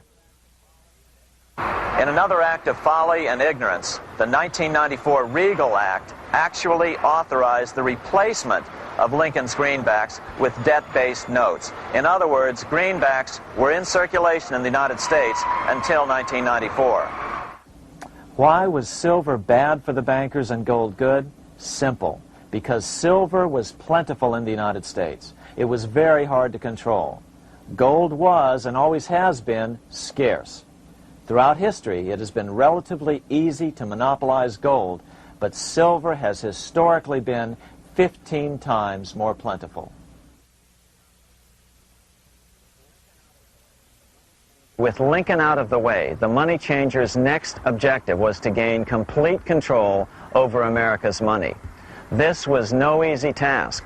With the opening of the American West, silver had been discovered in huge quantities. On top of that, Lincoln's greenbacks were generally popular. Despite the European central bankers' deliberate attacks on greenbacks, they continued to circulate in the United States, in fact, until a few years ago. According to historian W. Cleon Skousen, right after the Civil War, there was considerable talk about reviving Lincoln's brief experiment with the constitutional monetary system. Had not the European Money Trust intervened, it would have no doubt become an established institution. It is clear that the concept of America printing her own debt-free money sent shockwaves throughout the European central banking elite. They watched with horror as Americans clamored for more greenbacks. They may have killed Lincoln, but support for his monetary ideas grew. On April 12, 1866, nearly 1 year to the day of Lincoln's assassination, Congress went to work at the bidding of the European central banking interests. It passed the Contraction Act, authorizing the Secretary of the Treasury to begin to retire some of the greenbacks in circulation and thereby contract the money supply. Authors Theodore R. Thorin and Richard F. Warner explained the results of the money contraction in their classic book on the subject, The Truth in Money Book. The hard times which occurred after the Civil War could have been avoided if the greenback legislation had continued as President Lincoln had intended. Instead, there were a series of money panics, what we call recessions, which put pressure on Congress to enact legislation to place the banking system under centralized control. Eventually, the Federal Reserve Act was passed on December 23, 1913. In other words, the money changers wanted two things: the reinstitution of a central bank under their exclusive control, and two, an American currency backed by gold. Their strategy was twofold. First of all, cause a series of panics to try to convince the American people that only centralized control of the money supply could provide economic stability. And secondly, remove so much money from the system that most Americans would be so desperately poor that they either wouldn't care or would be too weak to oppose the bankers. In 1866, there was $1.8 billion in currency in circulation in the United States, about $50.46 per capita. In 1867 alone, $500 million, $500 million, was removed from the U.S. money supply. 10 years later, in 1876, America's money supply was reduced to only $600 million. In other words, 2/3 of America's money had been called in by the bankers. Only $14.60 per capita remained in circulation. 10 years later, the money supply had been reduced to only $400 million, even though the population had boomed. The result was that only $6.67 per capita remained in circulation, a 760% loss in buying power over 20 years. Today, economists try to sell the idea that recessions and depressions are a natural part of something they call the business cycle. The truth is, our money supply is manipulated now just as it was before and after the Civil War. How did this happen? How did money become so scarce? Simple. Bank loans were called in and no new ones were given. In addition, silver coins were melted down. In 1872, a man named Ernest Sed was given 100,000 pounds, about $500,000, by the Bank of England and sent to America to bribe necessary congressmen to get silver demonetized. He was told that if that was not sufficient, to draw an additional 100,000 pounds or as much more as was necessary. The next year, Congress passed the Coinage Act of 1873, and the minting of silver dollars abruptly stopped. In fact, Representative Samuel Hooper, who introduced the bill in the House, acknowledged that Mr. Sed actually drafted the legislation. But it gets even worse than that. In 1874, Sed himself admitted who was behind the scheme. I went to America in the winter of 1872-73, authorized to secure, if I could, the passage of a bill demonetizing silver. It was in the interest of those I represented, the governors of the Bank of England, to have it done. By 1873, gold coins were the only form of coin money. But the contest over control of America's money was not yet over. Only 3 years later, in 1876, with 1/3 of America's workforce unemployed, the population was growing restless. People were clamoring for a return to the greenback money system of President Lincoln, or a return to silver money, anything that would make money more plentiful. That year, Congress created the United States Silver Commission to study the problem. Their report clearly blamed the monetary contraction on the national bankers. The report is interesting because it compares the deliberate money contraction by the national bankers after the Civil War to the fall of the Roman Empire. The disaster of the Dark Ages was caused by decreasing money and falling prices. Without money, civilization could not have had a beginning, and with a diminishing supply, it must languish and unless relieved, finally perish. At the Christian era, the metallic money of the Roman Empire amounted to $1,800,000,000. By the end of the 15th century, it had shrunk to less than $200 million. History records no other such disastrous transition as that from the Roman Empire to the Dark Ages.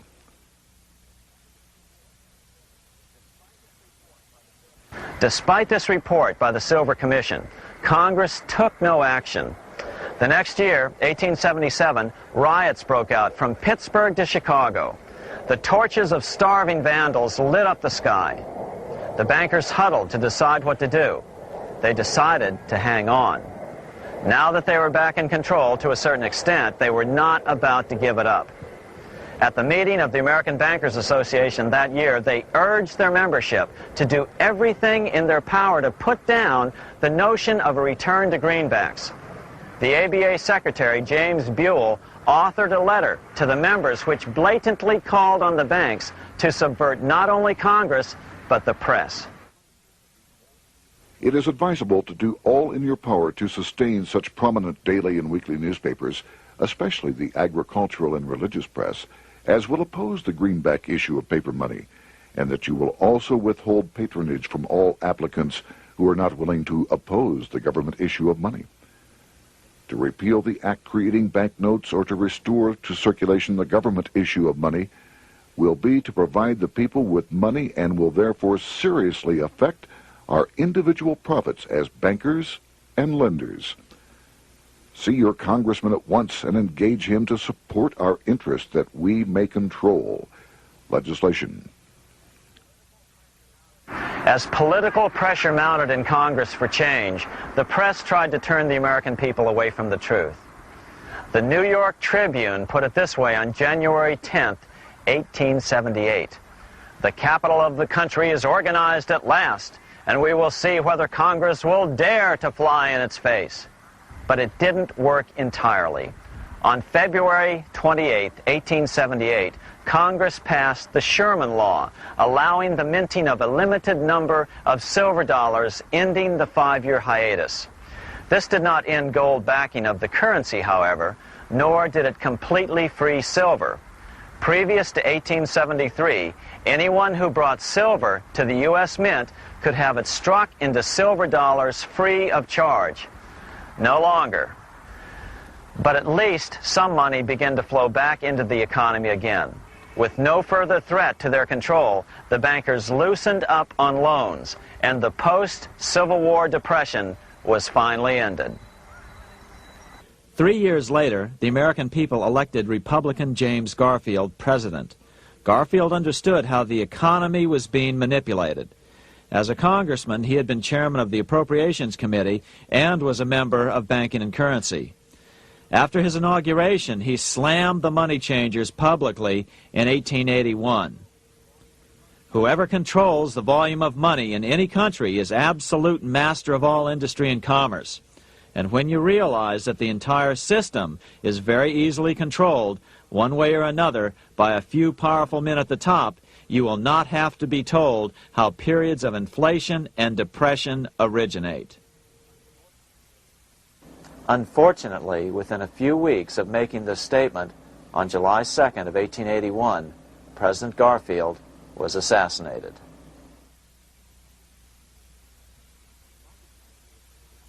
The money changers were gathering strength fast. They began a periodic fleecing of the flock, as they called it, by creating economic booms followed by further depressions so they could buy up thousands of homes and farms for pennies on the dollar. In 1891, the money changers prepared to take the American economy down again, and their methods and motives were laid out with shocking clarity in a memo sent out by the American Bankers Association, the ABA, an organization in which most bankers were members. Notice that this memo called for bankers to create a depression on a certain date 3 years in the future. According to the Congressional Record, here's how it read in part. On September 1st, 1894, we will not renew our loans under any consideration. On September 1st, we will demand our money. We will foreclose and become mortgagees in possession. We can take 2/3 of the farms west of the Mississippi and thousands of them east of the Mississippi as well at our price. Then the farmers will become tenants, as in England. These depressions could be controlled because America was on the gold money standard. Since gold is scarce, it's one of the easiest commodities to manipulate. People wanted silver money legalized again so they could escape the stranglehold the money changers had on gold money. People wanted silver money reinstated, reversing Mr. Said's Act of 1873, by then called the Crime of 73. By 1896, the issue of more silver money had become the central issue in the presidential campaign.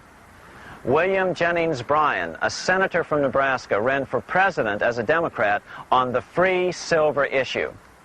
At the Democratic National Convention in Chicago, he made an emotional speech which won him the nomination entitled Crown of Thorns and Cross of Gold.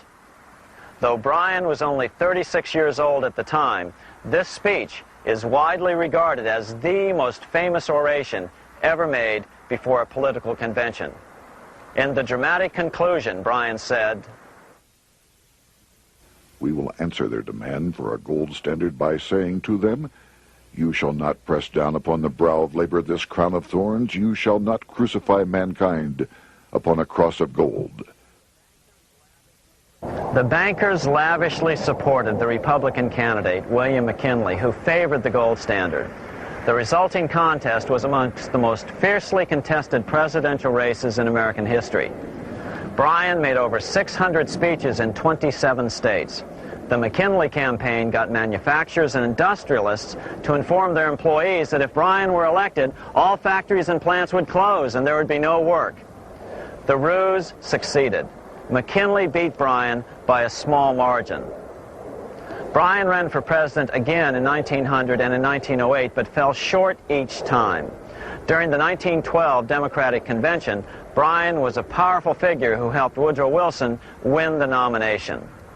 When Wilson became president, he appointed Bryan as Secretary of State, but Bryan soon became disenchanted with the Wilson administration. Bryan served only 2 years in the Wilson administration before resigning in 1915 over the highly suspicious sinking of the Lusitania, the event which was used to drive America into World War I. Although William Jennings Bryan never gained the presidency, his efforts delayed the money changers for 17 years from attaining their next goal, a new, privately owned central bank for America.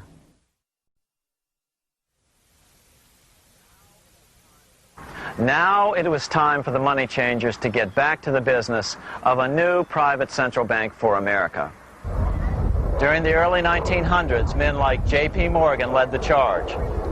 One final panic would be necessary to focus the nation's attention on the supposed need for a central bank. The rationale was that only a central bank can prevent bank failures. Morgan was clearly the most powerful banker in America and a suspected agent for the Rothschilds. Morgan had helped finance John D. Rockefeller's Standard Oil empire. He had also helped finance the monopolies of Edward Harriman in railroads, of Andrew Carnegie in steel, and of others in numerous industries. But on top of that, J.P. Morgan's father, Junius Morgan, had been America's financial agent to the British. After his father's death, J.P. Morgan took on a British partner, Edward Grenfell, a longtime director of the Bank of England. In fact, upon Morgan's death, his estate contained only a few $1 million. The bulk of the securities most people thought he owned were in fact owned by others. In 1902, President Theodore Roosevelt allegedly went after Morgan and his friends by using the Sherman Antitrust Act to try to break up their industrial monopolies. Actually, Roosevelt did very little to interfere in the growing monopolization of American industry by the bankers and their surrogates. For example, Roosevelt supposedly broke up the Standard Oil monopoly, But it wasn't really broken at all. It was merely divided into 7 corporations, all still controlled by the Rockefellers. The public was aware of this thanks to political cartoonists like Thomas Nast, who referred to the bankers as the money trust.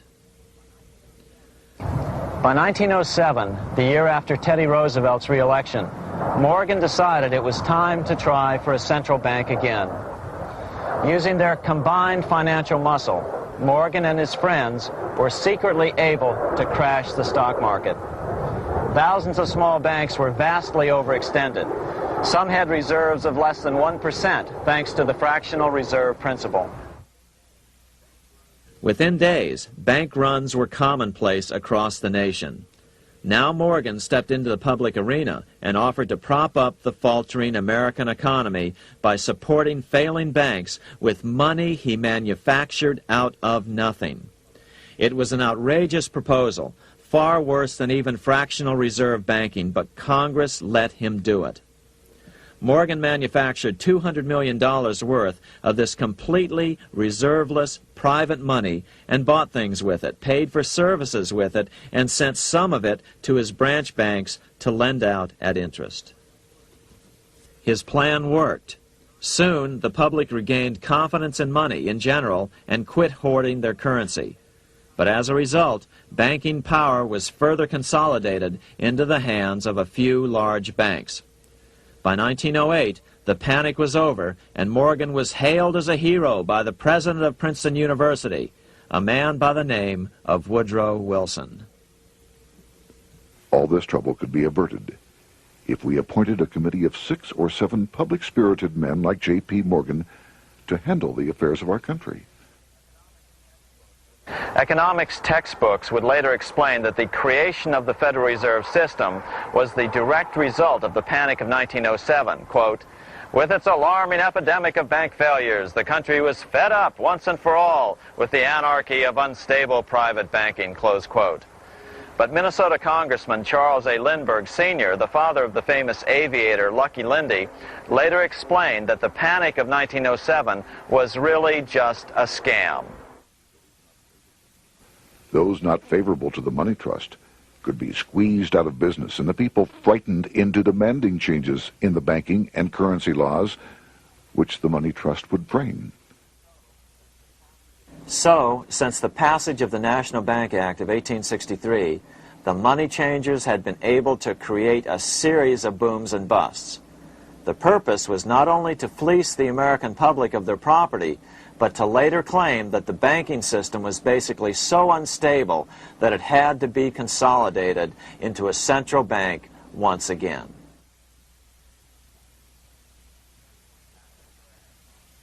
After the crash, Teddy Roosevelt, in response to the Panic of 1907, signed into law a bill creating something called the National Monetary Commission. The commission was to study the banking problem and make recommendations to Congress.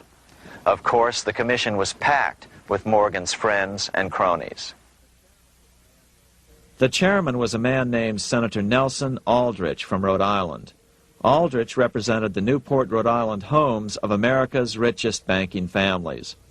His daughter married John D. Rockefeller, Jr., and together they had 5 sons: John, Nelson, who would become vice president in 1974, Lawrence, Winthrop, and David, the head of the Council on Foreign Relations and former chairman of Chase Manhattan Bank. As soon as the National Monetary Commission was set up, Senator Aldrich immediately embarked on a 2-year tour of Europe, where he consulted at length with the private central bankers in England, France, and Germany. The total cost of his trip alone to the taxpayers was $300,000, an astronomical sum in those days. Shortly after his return, on the evening of November 22nd, 1910, some of the wealthiest and most powerful men in America boarded Senator Aldrich's private rail car and in the strictest secrecy journeyed to this place, Jekyll Island, off the coast of Georgia. With the group came Paul Warburg. Warburg had been given a $500,000 per year salary to lobby for the passage of a privately owned central bank in America by the investment firm Kuhn, Loeb and Company. Warburg's partner in this firm was a man named Jacob Schiff, the grandson of the man who shared the Greenshield house with the Rothschild family in Frankfurt. Schiff, as we'll find out later, was in the process of spending $20 million to finance the overthrow of the Tsar in Russia. These three European banking families, the Rothschilds, the Warburgs, and the Schiffs, were interconnected by marriage down through the years, just as their American banking counterparts, the Morgans, Rockefellers, and Aldriches were. Secrecy was so tight that all 7 primary participants were cautioned to use only first names to prevent servants from learning their identities. Years later, one participant, Frank Vanderlip, president of National City Bank of New York and a representative of the Rockefeller family, confirmed the Jekyll Island trip in a February 9, 1935 edition of the Saturday Evening Post. I was as secretive, indeed as furtive as any conspirator. Discovery, we knew, simply must not happen, or else all our time and effort would be wasted. If it were to be exposed that our particular group had got together and written a banking bill, that bill would have no chance whatever of passage by Congress. The participants came here to figure out how to solve their major problem, how to bring back a privately owned central bank. But there were other problems that needed to be addressed as well. First of all, the market share of the big national banks was shrinking fast. In the first 10 years of the century, the number of U.S. banks had more than doubled to over 20,000. By 1913, only 29% of all banks were national banks, and they held only 57% of all deposits. As Senator Aldrich later admitted in a magazine article, before passage of this act, the New York bankers could only dominate the reserves of New York. Now, we are able to dominate the bank reserves of the entire country. Therefore, something had to be done to bring these new banks under their control. As John D. Rockefeller put it, quote, "Competition is sin," close quote. Secondly, the nation's economy was so strong that corporations were starting to finance their expansions out of profits instead of taking out huge loans from large banks. In the first 10 years of the new century, 70% of corporate funding came from profits. In other words, American industry was becoming independent of the money changers, and that trend had to be stopped. All the participants knew that these problems could be hammered out into a workable solution, but perhaps their biggest problem was a public relations problem, the name of the new bank. That discussion took place right here in this room, one of the many conference rooms in this sprawling hotel, today known as the Jekyll Island Club Hotel. Aldrich believed that the word bank should not even appear in the name. Warburg wanted to call the legislation the National Reserve Bill or the Federal Reserve Bill. The idea here was to give the impression that the purpose of the new central bank was to stop bank runs, but also to conceal its monopoly character. However, it was Aldrich, the egotistical politician, who insisted it be called the Aldrich Bill. After 9 days at Jekyll Island, the group dispersed. The new central bank would be very similar to the old Bank of the United States. It would be given a monopoly over U.S. currency and create that money out of nothing. How does the Fed create money out of nothing? It's a four-step process. But first, a word on bonds. Bonds are simply promises to pay, or government IOUs. People buy bonds to get a secure rate of interest. At the end of the term of the bond, the government repays the bond plus interest, and the bond is destroyed. There are about $3.6 trillion worth of these loans or bonds at present. Now here's the Fed money-making process. Step 1. The Federal Open Market Committee approves the purchase of U.S. bonds on the open market. Step 2. The bonds are purchased by the Fed from whoever is offering them for sale on the open market. Step 3, the Fed pays for the bonds with electronic credits to the seller's bank, which in turn credits the seller's bank account. The trick is that these credits are based on nothing. The Fed just creates them. Step 4, the banks use these deposits as reserves. They can loan out over 10 times the amount of their reserves to new borrowers, all at interest. In this way, a Fed purchase of, say, $1 million worth of bonds gets turned into over $10 million in bank accounts. The Fed, in effect, creates 10% of this totally new money, and the banks create the other 90%. To reduce the amount of money in the economy, the process is just reversed. The Fed sells bonds to the public, and the money flows out of the purchaser's local bank. Loans must be reduced by 10 times the amount of the sale. So, a Fed sale of $1 million in bonds results in $10 million less money in the economy. So how does this benefit the bankers whose representatives huddled at Jekyll Island? First, it totally misdirected banking reform efforts from proper solutions. Second, it prevented a proper debt-free system of government finance, like Lincoln's greenbacks, from making a comeback. The bond-based system of government finance forced on Lincoln after he created greenbacks was now cast in stone. Third, it delegated to the bankers the right to create 90% of our money supply based on only fractional reserves, which they then loan out at interest. Fourth, it centralized overall control of our nation's money supply in the hands of a few men. Fifth, it established a central bank with a high degree of independence from effective political control. Soon after its creation, the Fed's great contraction in the early 1930s would cause the Great Depression. This independence has been enhanced since then through additional laws. In order to fool the public into thinking the government retained control, the plan called for the Fed to be run by a board of governors appointed by the President and approved by the Senate. But all the bankers had to do was to be sure their men got appointed to the board of governors. That wasn't hard. Bankers have money, and money buys influence over politicians. Once the participants left Jekyll Island, the public relations blitz was on.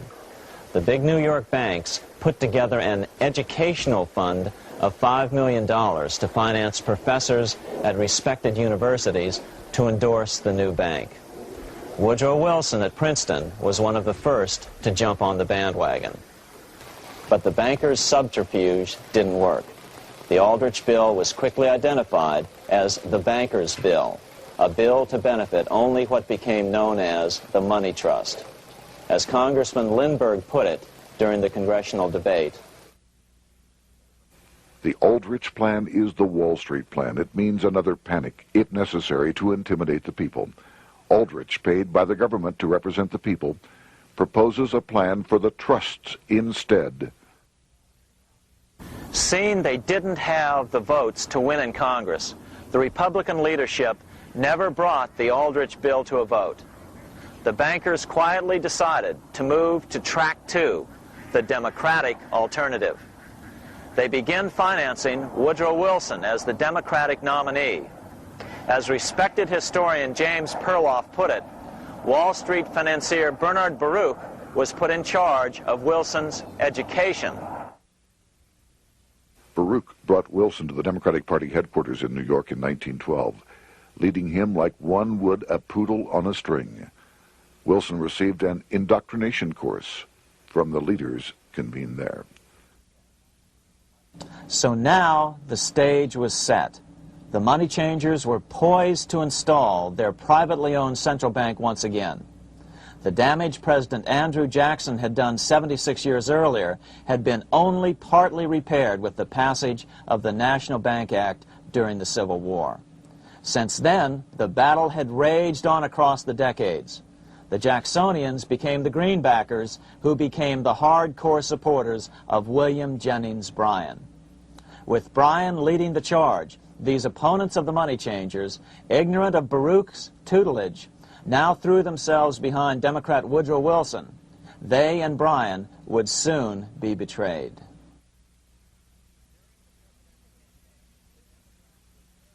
During the presidential campaign, the Democrats were careful to pretend to oppose the Aldrich bill. As Representative Lewis McFadden, himself a Democrat, as well as chairman of the House Banking and Currency Committee, explained it 20 years after the fact. The Aldrich bill was condemned in the platform. When Woodrow Wilson was nominated, the man who ruled the Democratic Party promised the people that if they were returned to power, there would be no central bank established here while they held the reins of government. 13 months later, that promise was broken, and the Wilson administration, under the tutelage of those sinister Wall Street figures who stood behind Colonel House, established here in our free country the worm-eaten, monarchical institution of the King's Bank, to control us from the top downward and to shackle us from the cradle to the grave. Once Wilson was elected, Morgan, Warburg, Baruch, and company advanced a new plan, which Warburg named the Federal Reserve System. The Democratic leadership hailed the new bill, called the Glass-Owen bill, as something radically different from the Aldrich bill. But in fact, the bill was virtually identical in every important detail. In fact, so vehement were the Democratic denials of similarity that Paul Warburg, the father of both bills, had to step in to reassure his paid friends in Congress that the two bills were virtually identical. Brushing aside the external differences affecting the shells, we find the kernels of the two systems very closely resembling and related to one another.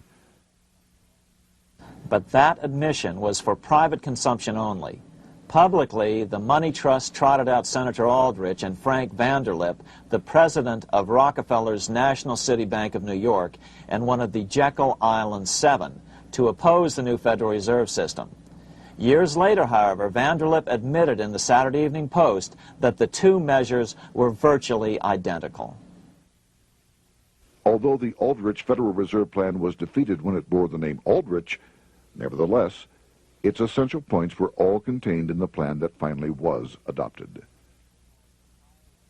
As Congress neared a vote, they called Ohio attorney Alfred Crozier to testify.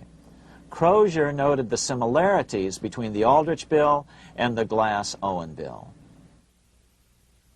The bill grants just what Wall Street and the big banks for 25 years have been striving for: private instead of public control of currency. It, the Glass-Owen bill, does this as completely as the Aldrich bill. Both measures rob the government and the people of all effective control over the public's money, and vest in the banks exclusively the dangerous power to make money among the people scarce or plenty. During the debate on the measure, senators complained that the big banks were using their financial muscle to influence the outcome. "There are bankers in this country who are enemies of the public welfare," said one senator. What an understatement. Despite the charges of deceit and corruption, the bill was finally snuck through the Senate on December 22, 1913, after most senators had left town for the holidays, after having been assured by the leadership that nothing would be done until long after the Christmas recess. On the day the bill was passed, Congressman Lindbergh prophetically warned his countrymen that this act establishes the most gigantic trust on earth. When the president signs this bill, the invisible government by the monetary power will be legalized. The people may not know it immediately, but the day of reckoning is only a few years removed. The worst legislative crime of the ages is perpetrated by this banking bill. On top of all this, only weeks earlier, Congress had finally passed a bill legalizing income tax. Why was the income tax law important? Because bankers finally had in place a system which would run up a virtually unlimited federal debt. How would the interest on this debt be repaid? Never mind the principal. Remember, a privately owned central bank creates the principal out of nothing. The federal government was small then. Up to then, it had subsisted merely on tariffs and excise taxes. No, just as with the Bank of England, the interest payments had to be guaranteed by direct taxation of the people. the money changers knew that if they had to rely on contributions from the states, eventually the individual state legislatures would revolt and either refuse to pay the interest on their own money or at least bring political pressure to bear to keep the debt small. It is interesting to note that in 1895, the Supreme Court had found a similar income tax law to be unconstitutional. The Supreme Court even found a corporate income tax law unconstitutional in 1909. As a result, Senator Aldrich hustled a bill for a constitutional amendment allowing income tax through the Congress. The proposed 16th Amendment to the Constitution was then sent to the state legislatures for approval. But some critics claim that the 16th Amendment was never ratified by the necessary 3/4 of the states. In other words, the 16th Amendment may not be legal. But the money changers were in no mood to debate the fine points. By October of 1913, Senator Aldrich had hustled the income tax bill through Congress. Without the power to tax the people directly and bypass the states, the Federal Reserve Bill would be far less useful to those who wanted to drive America deeply into their debt. A year after the passage of the Federal Reserve Bill, Congressman Lindbergh explained how the Fed created what we have come to call the business cycle and how they use it to their advantage. To cause high prices, all the Federal Reserve Board will do will be to lower the rediscount rate, producing an expansion of credit and a rising stock market. Then, when businessmen are adjusted to these conditions, it can check prosperity in mid-career by arbitrarily raising the rate of interest. It can cause the pendulum of a rising and falling market to swing gently back and forth by slight changes in the discount rate, or cause violent fluctuations by a greater rate variation. And in either case, it will possess inside information as to financial conditions and advanced knowledge of the coming change, either up or down. This is the strangest, most dangerous advantage ever placed in the hands of a special privileged class by any government that ever existed. The system is private, conducted for the sole purpose of obtaining the greatest possible profits from the use of other people's money. They know in advance when to create panics to their advantage. They also know when to stop panic. Inflation and deflation work equally well for them when they control finance. Congressman Lindbergh was correct on all points. What he didn't realize was that most European nations had already fallen prey to the central bankers decades or centuries earlier. But he also mentions the interesting fact that only 1 year later, the Fed had cornered the market in gold. This is how he put it, quote, "Already, the Federal Reserve banks have cornered the gold and gold certificates," close quote. But Congressman Lindbergh was not the only critic of the Fed. Congressman Lewis McFadden, the chairman of the House Banking and Currency Committee from 1920 to 1931, remarked that the Federal Reserve Act brought about a superstate controlled by international bankers and international industrialists acting together to enslave the world for their own pleasure. Notice how McFadden saw the international character of the stockholders of the Federal Reserve. Another chairman of the House Banking and Currency Committee in the 1960s, Wright Patman from Texas, put it this way. In the United States today, we have in effect two governments.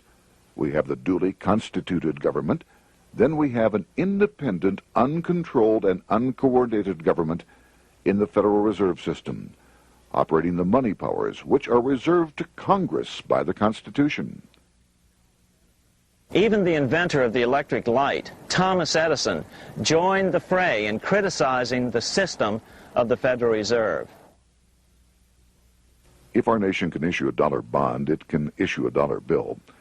The element that makes the bond good makes the bill good also. The difference between the bond and the bill is the bond lets money brokers collect twice the amount of the bond and an additional 20%, whereas the currency pays nobody but those who contribute directly in some useful way. It is absurd to say that our country can issue $30 million in bonds and not $30 million in currency. Both are promises to pay, but one promise fattens the usurers, and the other helps the people. 3 years after the passage of the Federal Reserve Act, even President Wilson began to have second thoughts about what had been unleashed during his first term in office. We have come to be one of the worst ruled, one of the most completely controlled governments in the civilized world, no longer a government of free opinion, no longer a government by a vote of the majority, but a government by the opinion and duress of a small group of dominant men. Some of the biggest men in the United States in the field of commerce and manufacture are afraid of something. They know that there is a power somewhere so organized, so subtle, so watchful, so interlocked, so complete, so pervasive, that they had better not speak above their breath when they speak in condemnation of it. Before his death in 1924, President Wilson realized the full extent of the damage he had done to America when he confessed, "I have unwittingly ruined my government." So finally, the money changers, those who profit by manipulating the amount of money in circulation, had their privately owned central bank installed again in America. The major newspapers, which they also owned, hailed passage of the Federal Reserve Act of 1913, telling the public that now depressions could be scientifically prevented. The fact of the matter was that now depressions could be scientifically created.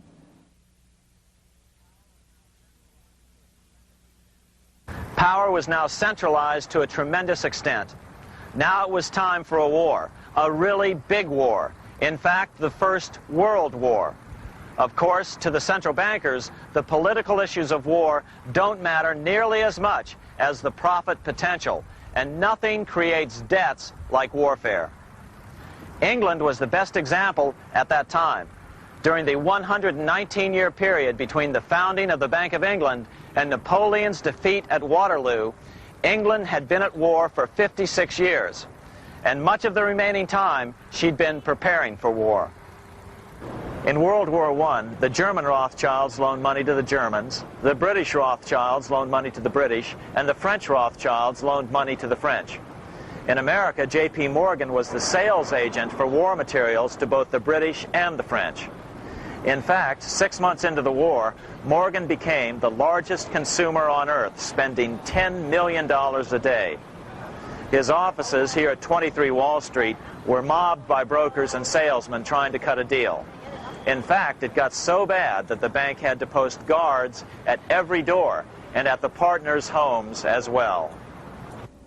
Many other New York bankers made out as well from the war. President Wilson appointed Bernard Baruch to head the War Industries Board. According to historian James Perloff, both Baruch and the Rockefellers profited by some $200 million during the war. But profits were not the only motive. There was also revenge. The money changers never forgave the czars for their support of Lincoln during the Civil War. Also, Russia was the last major European nation to refuse to give in to the privately owned central bank scheme. 3 years after World War I broke out, the Russian Revolution toppled the Tsar and installed the scourge of communism. Jacob Schiff of Kuhn Loeb and Company bragged from his deathbed that he had spent $20 million towards the defeat of the Tsar. Money was funneled from England to support the revolution as well. Why would some of the richest men in the world financially back communism, the system that was openly vowing to destroy the so-called capitalism that made them wealthy? Researcher Gary Allen explained it this way. If one understands that socialism is not a share the wealth program, but is in reality a method to consolidate and control the wealth, then the seeming paradox of super-rich men promoting socialism becomes no paradox at all. Instead, it becomes logical, even the perfect tool of power-seeking megalomaniacs. Communism, or more accurately socialism, is not a movement of the downtrodden masses, but of the economic elite. As W. Cleon Skousen put it in his 1970 book, The Naked Capitalist, power from any source tends to create an appetite for additional power. It was almost inevitable that the super-rich would one day aspire to control not only their own wealth, but the wealth of the whole world. To achieve this, they were perfectly willing to feed the ambitions of the power-hungry political conspirators who were committed to the overthrow of all existing governments and the establishments of a central worldwide dictatorship. but what if these revolutionaries get out of control and try to seize power from the super-rich? After all, it was Mao Zedong who in 1938 stated his position concerning power. Political power grows out of the barrel of a gun. The Wall Street, London axis elected to take the risk. The master planners attempted to control revolutionary communist groups by feeding them vast quantities of money when they obeyed and contracting their money supply or even financing their opposition if they got out of control. Lenin began to understand that although he was the absolute dictator of the new Soviet Union, he was not pulling the financial strings. Someone else was silently in control. The state does not function as we desired. The car does not obey. A man is at the wheel and seems to lead it, but the car does not drive in the desired direction. It moves as another force wishes.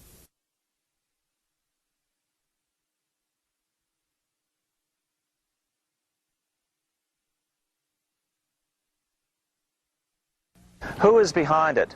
Representative Louis T. McFadden, the chairman of the House Banking and Currency Committee throughout the 1920s and into the Great Depression years of the 1930s, explained it this way.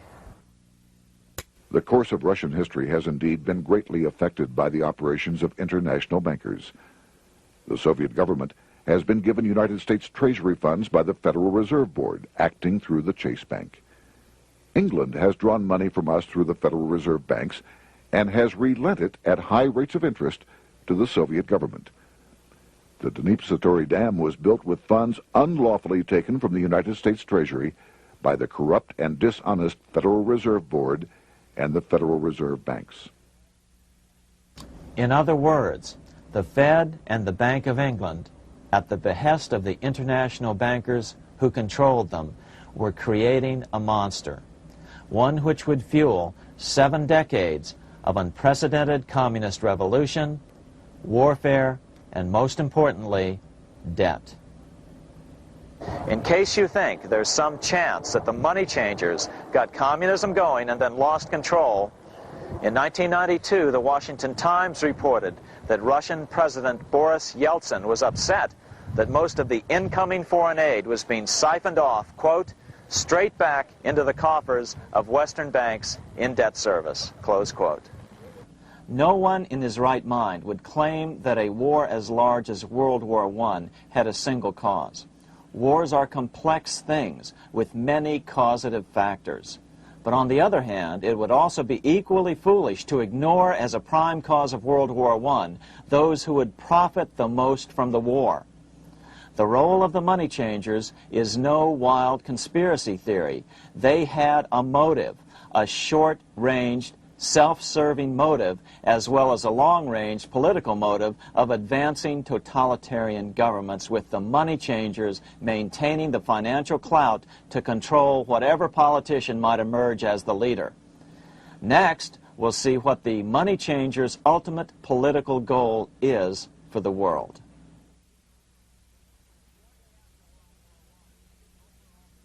Shortly after World War I, the overall political agenda of the money changers began to be clear. Now that they controlled national economies individually, the next step was the ultimate form of consolidation, world government. The new world government proposal was given top priority at the Paris Peace Conference after World War I. It was called the League of Nations. But much to the surprise of Paul Warburg and Bernard Baruch, who attended the peace conference with President Wilson, the world was not yet ready to dissolve national boundaries. Nationalism still beats strong in the human breast. For example, Lord Curzon, the British Foreign Secretary, called the League of Nations a good joke. even though it was the stated policy of the British government to support it. To the humiliation of President Wilson, the U.S. Congress wouldn't ratify the League either, despite the fact that it had been ratified by many other nations. Without money flowing from the U.S. Treasury, the League died. After World War I, the American public had grown tired of the internationalist policies of Democrat Woodrow Wilson. In the presidential election of 1920, Republican Warren Harding won a landslide victory with over 60% of the vote. Harding was an ardent foe of both Bolshevism and the League of Nations. His election, which opened a 12-year run of Republican presidents in the White House, led to an unprecedented era of prosperity known as the Roaring Twenties. Despite the fact that the war had brought America a debt 10 times larger than its Civil War debt, still the American economy surged. Gold had poured into the country during the war, and it continued to do so afterwards. In the early 1920s, the governor of this bank, the Federal Reserve Bank of New York, a man named Benjamin Strong, met frequently with the secretive and eccentric governor of the Bank of England, Montague Norman. Norman was determined to replace the gold England had lost to the U.S. during World War I and return the Bank of England to its former position of dominance in world finance. On top of that, rich with gold, the American economy might get out of control again, just like it had done after the Civil War. During the next 8 years, under the presidencies of Harding and Coolidge, the huge federal debt built up during World War I was cut by 38%, down to $16 billion, the greatest percentage drop in U.S. history. During the election of 1920, Warren Harding and Calvin Coolidge ran against James Cox, the governor of Ohio, and the little-known Franklin D. Roosevelt, who had previously risen to no higher post than President Wilson's Assistant Secretary of the Navy. After his inauguration, Harding moved quickly to formally kill the League of Nations. Then he quickly moved to reduce domestic taxes while raising tariffs to record heights. Now, this was a revenue policy of which most of the Founding Fathers would certainly have approved. His second year in office, Harding took ill on a train trip in the West and suddenly died. Although no autopsy was performed, the cause was said to be either pneumonia or food poisoning. When Coolidge took over, he continued Harding's domestic economic policy of high tariffs on imports while cutting income taxes. As a result, the economy grew at such a rate that net revenue still increased. Now that had to be stopped. So just as they'd done so frequently before, the money changers decided it was time to crash the American economy. The Federal Reserve began flooding the country with money. They increased the money supply by 62% during these years. Money was plentiful. This is why it was known as the Roaring Twenties. Before his death in 1919, former President Teddy Roosevelt warned the American people what was going on. As reported in the March 27, 1922 edition of the New York Times, Roosevelt said, "These international bankers and Rockefeller Standard Oil interests control the majority of newspapers and the columns of these papers to club into submission or drive out of public office officials who refuse to do the bidding of the powerful, corrupt cliques which compose the invisible government." Just one day before, in the New York Times, the mayor of New York, John Hylan, quoted Roosevelt and blasted those he saw as taking control of America, its political machinery, and its press. The warning of Theodore Roosevelt has much timeliness today, for the real menace of our republic is this invisible government which, like a giant octopus, sprawls its slimy length over city, state, and nation. It seizes in its long and powerful tentacles our executive officers, our legislative bodies, our schools, our courts, our newspapers, and every agency created for the public protection.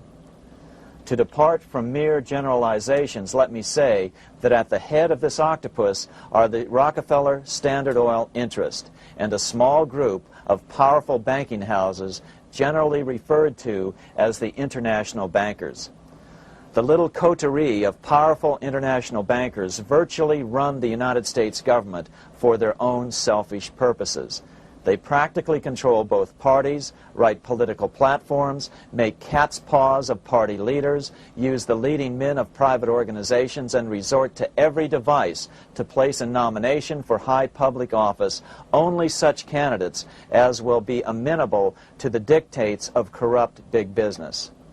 These international bankers and Rockefeller Standard Oil interests control the majority of newspapers and magazines in this country.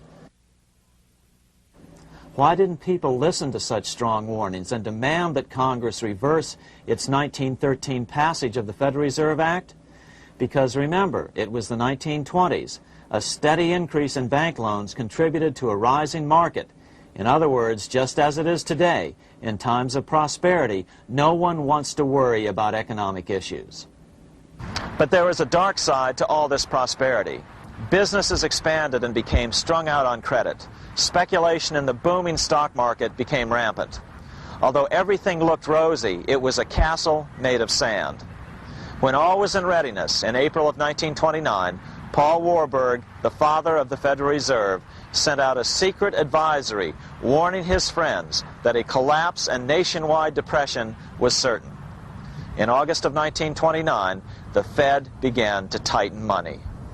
It is not a coincidence that the biographies of all the Wall Street giants of that era, John D. Rockefeller, J.P. Morgan, Bernard Baruch, etc., all marvel that they got out of the stock market just before the crash and put all their assets in cash or gold.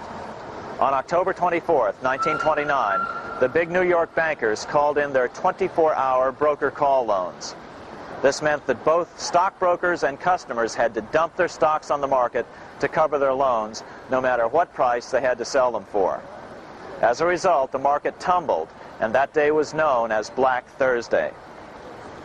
According to John Kenneth Galbraith, writing in The Great Crash, 1929, at the height of the selling frenzy, Bernard Baruch brought Winston Churchill into the visitors' gallery of the New York Stock Exchange here to witness the panic and impress him with his power over the wild events down on the floor.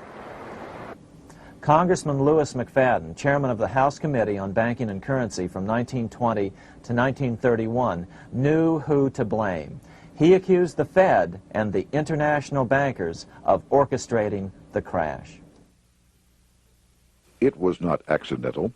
It was a carefully contrived occurrence. The international bankers sought to bring about a condition of despair here so that they might emerge as rulers of us all. But McFadden went even farther. He openly accused them of causing the crash in order to steal America's gold. In February 1931, in the midst of the Depression, he put it this way. I think it can hardly be disputed that the statesmen and financiers of Europe are ready to take almost any means to reacquire rapidly the gold stock which Europe lost to America as the result of World War I. Curtis Dahl, a broker for Lehman Brothers, was on the floor of the New York Stock Exchange the day of the crash. In his 1970 book, FDR, My Exploited Father-in-Law, he explained that the crash was triggered by the planned sudden shortage of call money in the New York money market.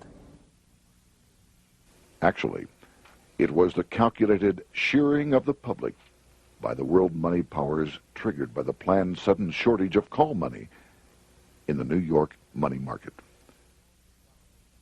Within a few weeks, $3 billion of wealth simply seemed to vanish. Within a year, $40 billion had been lost. But did it really disappear? Or was it simply consolidated in fewer hands? And what did the Federal Reserve do? Instead of moving to help the economy out by quickly lowering interest rates to stimulate the economy, the Fed continued to brutally contract the money supply further, deepening the Depression. Between 1929 and 1933, the Fed reduced the money supply by an additional 33%. Although most Americans have never heard that the Fed was the cause of the Depression, this is well known among top economists. Milton Friedman, the Nobel Prize-winning economist now of Stanford University, said the same thing in a National Public Radio interview in January of 1996. The Federal Reserve definitely caused the Great Depression by contracting the amount of currency in circulation by 1/3 from 1929 to 1933. But the money lost by most Americans during the Depression didn't just vanish. It was just redistributed into the hands of those who had gotten out just before the crash and had purchased gold, which is always a safe place to put your money just before a depression. But America's money also went overseas. Incredibly, as President Hoover was heroically trying to rescue banks and prop up businesses, with millions of Americans starving as the Great Depression deepened, millions of dollars were being spent rebuilding Germany from damage sustained during World War I. 8 years before Hitler would invade Poland, Representative Louis McFadden, chairman of the House Banking and Currency Committee, warned Congress that Americans were paying for Hitler's rise to power. After World War I, Germany fell into the hands of the German international bankers. Those bankers bought her, and they now own her lock, stock, and barrel. They have purchased her industries, they have mortgages on her soil, they control her production, they control all her public utilities. The international German bankers have subsidized the present government of Germany, and they have also supplied every dollar of the money Adolf Hitler has used in his lavish campaign to build up a threat to the government of Brüning. When Brüning fails to obey the orders of the German international bankers, Hitler is brought forth to scare the Germans into submission. Through the Federal Reserve Board, over $30 billion of American money has been pumped into Germany. You have all heard of the spending that's taken place in Germany.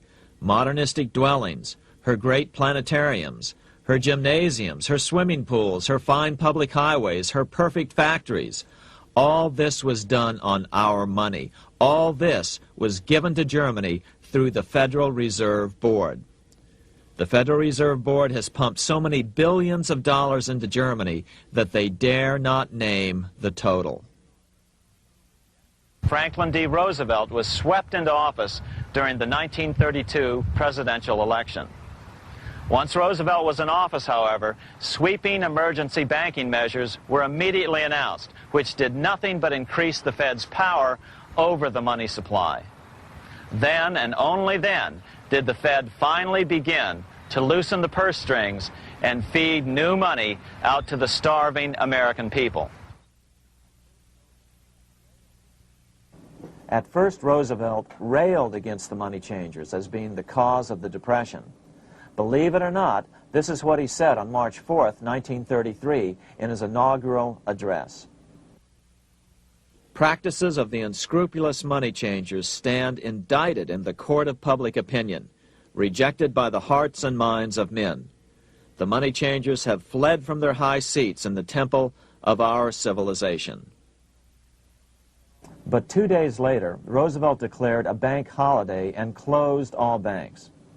Later that year, Roosevelt outlawed private ownership of all gold bullion and all gold coins with the exception of rare coins. Most of the gold in the hands of the average American was in the form of gold coins. The new decree was, in effect, a confiscation.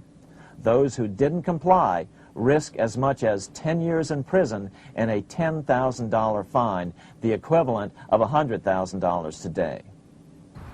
Out in small-town America, some people didn't trust Roosevelt's order. Many were torn between keeping their hard-earned wealth or obeying the government.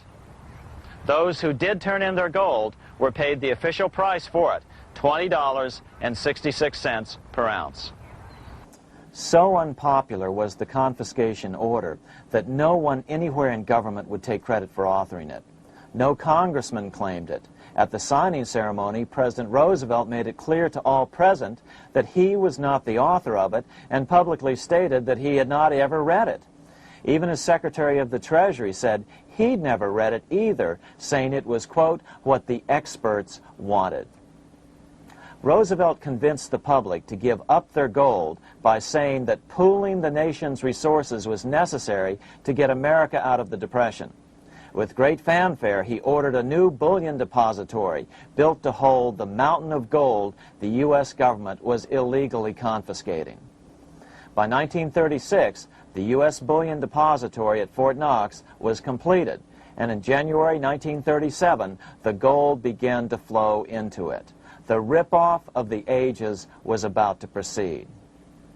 In 1935, once the gold had all been turned in, the official price of gold was suddenly raised to $35 per ounce. But the catch was, only foreigners could sell their gold at the new higher price. The money changers who had heeded Warburg's note and gotten out of the stock market just before the crash and bought gold at $20.66 per ounce, then shipped it to London, could now bring it back and sell it back to the government, nearly doubling their money while the average American starved. The Fort Knox Bullion Depository sits here in the middle of the Fort Knox Military Reservation, 30 miles southwest of Louisville, Kentucky. This was as close as we were permitted to get to the depository despite years of letters from members of Congress to allow our film crew inside. The 4-acre grounds immediately surrounding the building are guarded by an electrified steel fence, an open moat, and 4 machine-gun-armed guard pillboxes at the structure's corners. When the gold began arriving on January 13, 1937, there was unprecedented security. Thousands of official guests watched the arrival of a 9-car train from Philadelphia, guarded by armed soldiers, postal inspectors, Secret Servicemen, and guards from the U.S. Mint. It was all great theater. America's gold supply from across the land had been pooled, supposedly for the public benefit, and then safely tucked into Fort Knox. But all that security would soon be breached by the government itself. Now the stage was set for a really big war, one which would pile up debt far beyond that of World War I. For example, in 1944 alone, the U.S. national income was only $183 billion, yet $103 billion was spent on the war. This was 30 times the spending rate during World War I. In fact, the American taxpayer picked up 55% of the total Allied cost of the war. But equally important, virtually every nation involved in World War II greatly multiplied their debt. In the U.S., for example, federal debt went from $43 billion in 1940 up to $257 billion in 1950, an increase of 598%. Between 1940 and 1950, Japanese debt swelled 1,348%. French debt grew 583%, and Canadian debt soared 417%. After the war, the world was now divided into 2 economic camps: communist command economies on the one hand versus monopoly capitalists on the other, set to fight it out in one perpetual and highly profitable arms race. It was finally time for the central bankers to embark in earnest on their 3-step plan to centralize the economic systems of the entire world and finally bring about their global government or New World Order. The phases of this plan were: Step 1, central bank domination of national economies worldwide.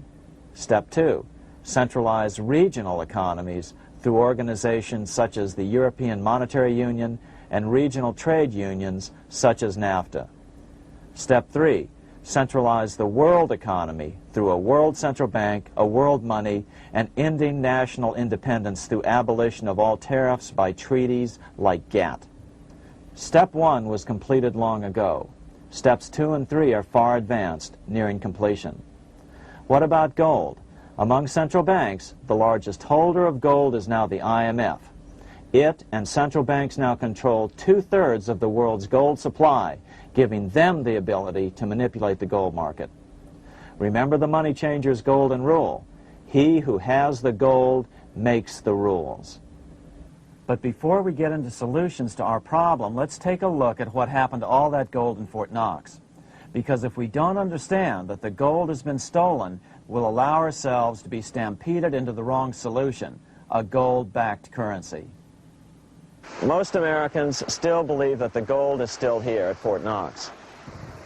At the end of World War II, Fort Knox contained over 700 million ounces of gold, an incredible 70% of all the gold in the world. How much remains? No one knows.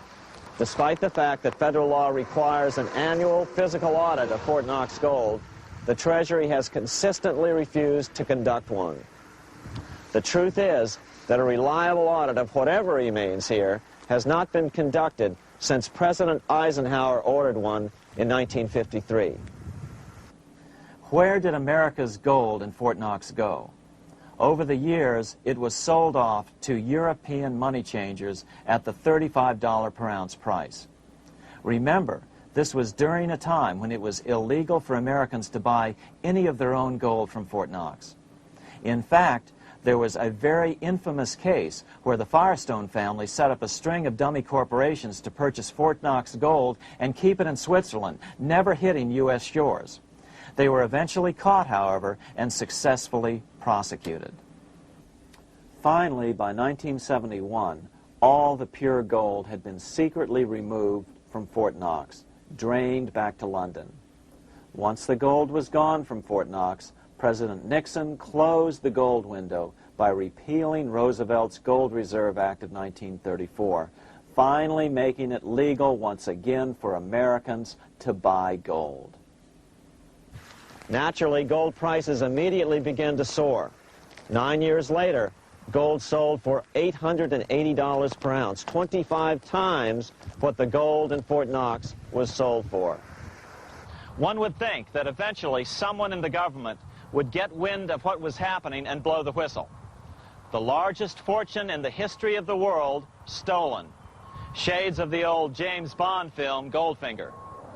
Well, as a matter of fact, Ian Fleming, the author of the James Bond series, was head of the British counterintelligence service, MI5.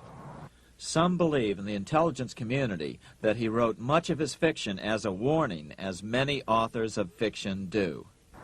If the removal of all the good delivery gold from Fort Knox can be viewed as a deliberate raid on the U.S. Treasury, then such an operation might well have been years in the making, namely 40 years. Certainly enough time for Fleming to get wind of it and try to prevent it.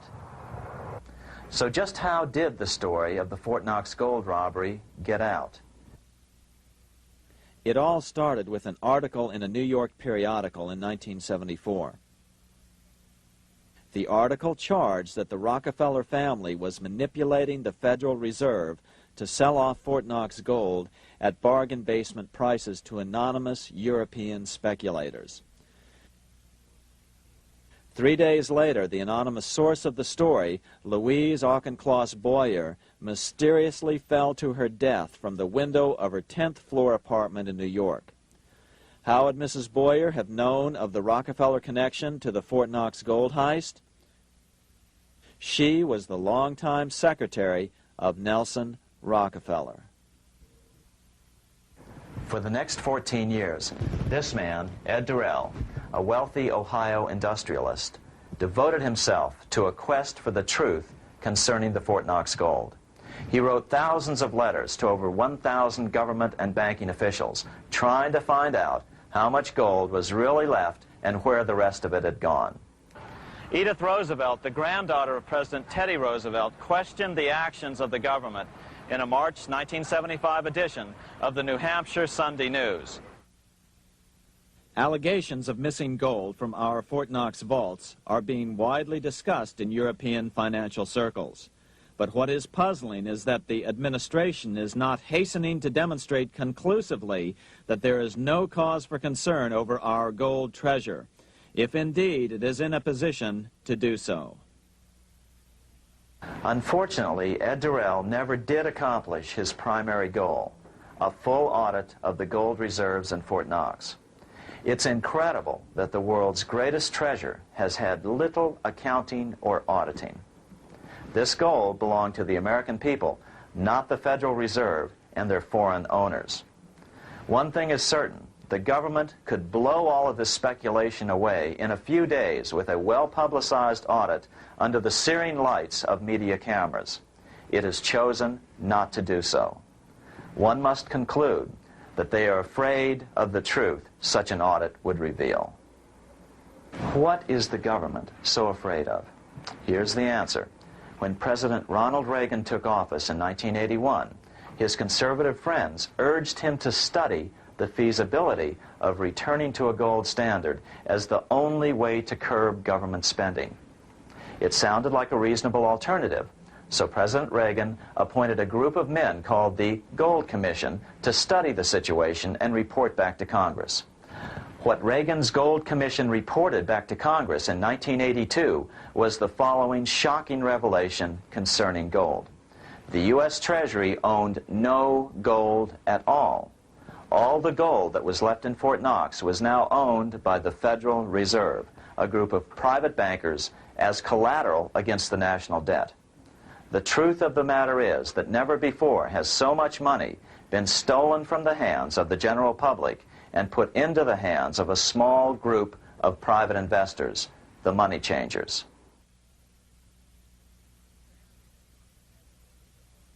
I'm standing in front of the headquarters of the International Monetary Fund located in Washington, D.C. Across the street, right over there, is the headquarters of the World Bank. What are these organizations and who controls them? And most importantly, are they about to create a huge worldwide depression? Let us step back in time for a moment to the aftermath of World War I. People were tired of war, so under the guise of peacemaking, the international bankers devised a plan to consolidate power even further. Claiming only an international government would stem the tide of world wars, the money changers pushed forward a proposal for world government which stood on three legs. A world central bank to be called the Bank of International Settlements, a world judiciary to be called the World Court located in The Hague, the Netherlands, and a world executive and legislature to be called the League of Nations.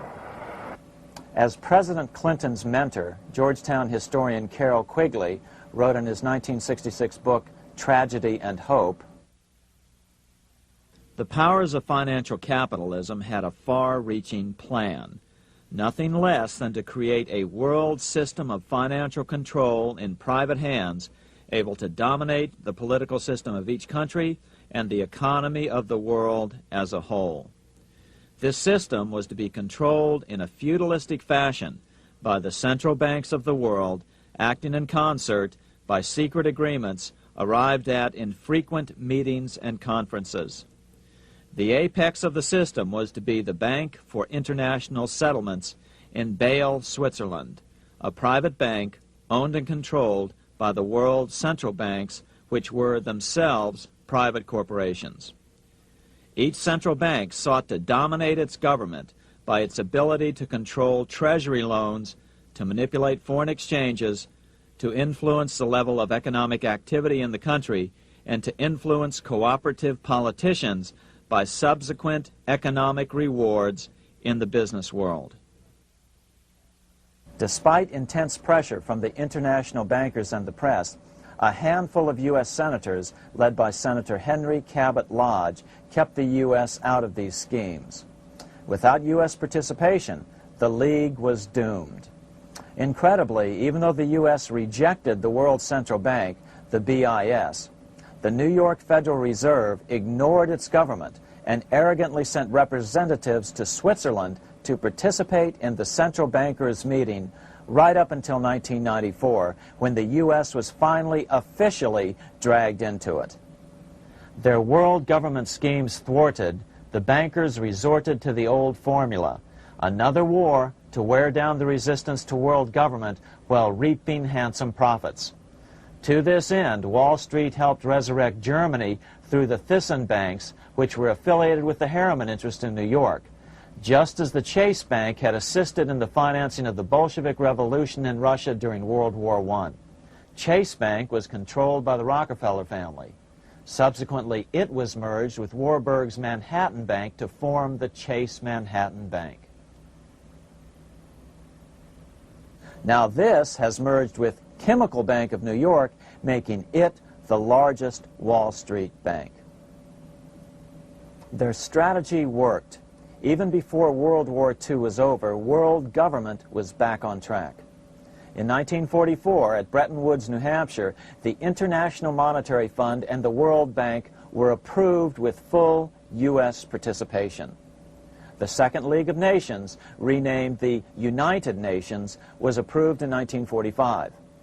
Soon, a new international court system was functioning as well. All effective opposition to these international bodies before the war had evaporated in the heat of war, just as planned.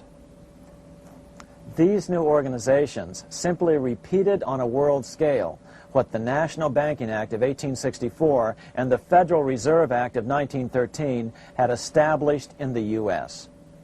They created a banking cartel composed of the world's central banks, which gradually assumed the power to dictate credit policies to the banks of all the nations.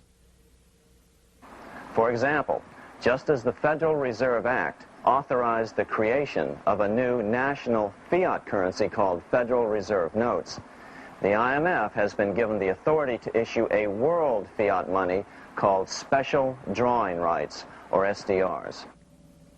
To date, the IMF has created in excess of $30 billion worth of SDRs. Member nations are being pressured to make their currencies fully exchangeable for SDRs. In 1968, Congress approved laws authorizing the Fed to accept SDRs as reserves in the U.S. and to issue Federal Reserve notes in exchange for SDRs. What does that mean? It means that in the U.S., SDRs are already a part of our lawful money. And what about gold? SDRs are already partially backed by gold. And with 2/3 of world gold now in the hands of central banks, the money changers can go about structuring the world's economic future in whichever way they deem most profitable. Keep in mind, just as the Fed is controlled by its Board of Governors, the IMF is controlled by its Board of Governors, which are either the heads of the different central banks or the heads of the various national treasury departments dominated by their central banks. Voting power in the IMF gives the U.S. and the U.K., that is to say the Fed and the Bank of England, effective control. Just as the Fed controls the amount of money in the U.S., the BIS, IMF, and World Bank control the money supply for the world. So we see the repetition of the old Goldsmiths fraud replicated on the national scale with central banks like the Fed and on the international scale by the three arms of the world central bank. Is this organization of the BIS, the IMF, and the World Bank, which we refer to collectively as the World Central Bank, presently expanding and contracting world credit? Yes. Regulations put into effect in 1988 by the BIS required the world's bankers to raise their capital and reserves to 8% of liabilities by 1992. Increased capital requirements put an upper limit to the fractional reserve lending, similar to the way cash reserve requirements do. What has this seemingly insignificant regulation made in a Swiss city 8 years ago meant to the world? It means our banks cannot loan more and more money to buy more and more time before the next depression, as a maximum loan ratio is now set. It means those nations with the lowest bank reserves in their systems have already felt the terrible effects of this credit contraction as their banks scrambled to raise money to increase their reserves to 8%. To raise the money, they had to sell stocks, which depressed their stock markets and began the depression first in their countries.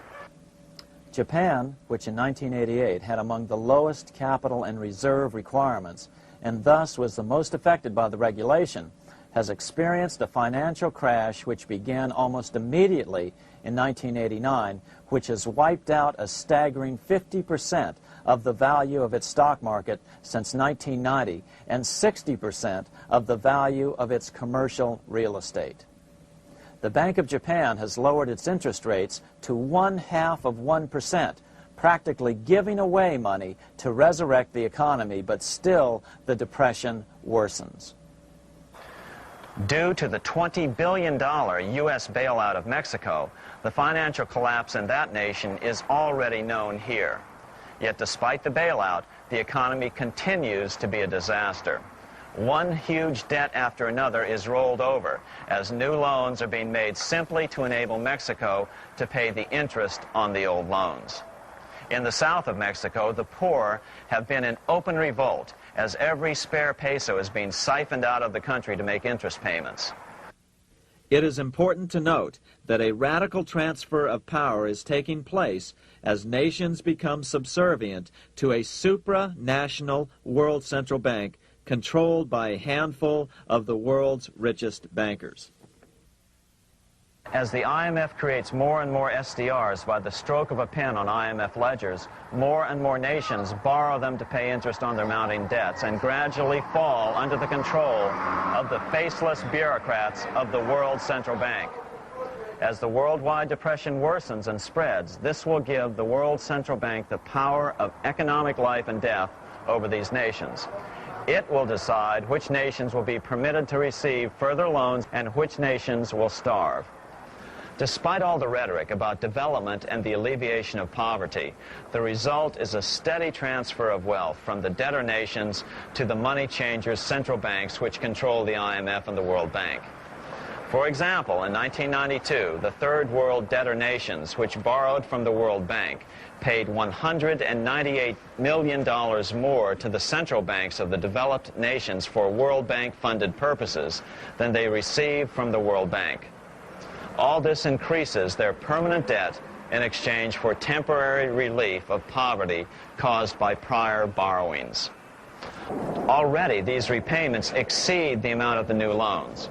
By 1992, Africa's external debt had reached $290 billion, 2.5 times greater than in 1980, resulting in skyrocketing infant mortality rates and unemployment, deterioration of schools, housing, and the general health of the people. The entire world faces the immeasurable suffering already destroying the Third World and now Japan, all for the benefit of the money changers. As one prominent Brazilian politician put it, "The Third World War has already started. It is a silent war, not for that reason any less sinister. The war is tearing down Brazil, Latin America, and practically all the Third World. Instead of soldiers dying, there are children. It is a war over the Third World debt, one which has as its main weapon interest, a weapon more deadly than the atom bomb, more shattering than a laser beam."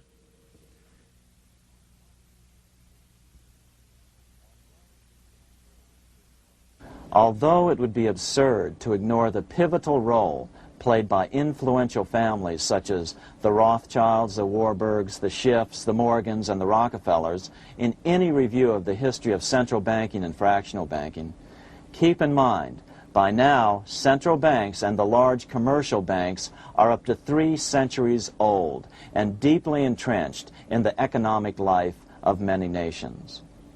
These banks are no longer dependent on clever individuals such as a Nathan Rothschild. Years ago, the question of ownership was important, but no longer.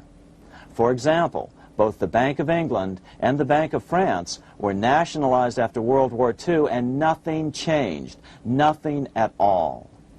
They endure and continue to grow, now protected by numerous laws, paid politicians, and mortgaged media, untouched by the changing of generations. 3 centuries have given them an aura of respectability. The old school tie is now worn by the 6th generation son, who's been raised in a system that he may never question as he is named to serve on the governing boards of countless philanthropic organizations. To focus attention today on individuals or families, or to attempt to sort out the current holders of power, serves little useful purpose and would be a distraction from the cure. The problem is far bigger than that. It is the corrupt banking system that was and is being used to consolidate vast wealth into fewer and fewer hands that is our current economic problem. Change the names of the main players now, and the problem will neither go away nor even miss a beat. Likewise, among the hordes of bureaucrats working in the World Bank, central banks, and international banks, only a tiny fraction have any idea of what's really going on.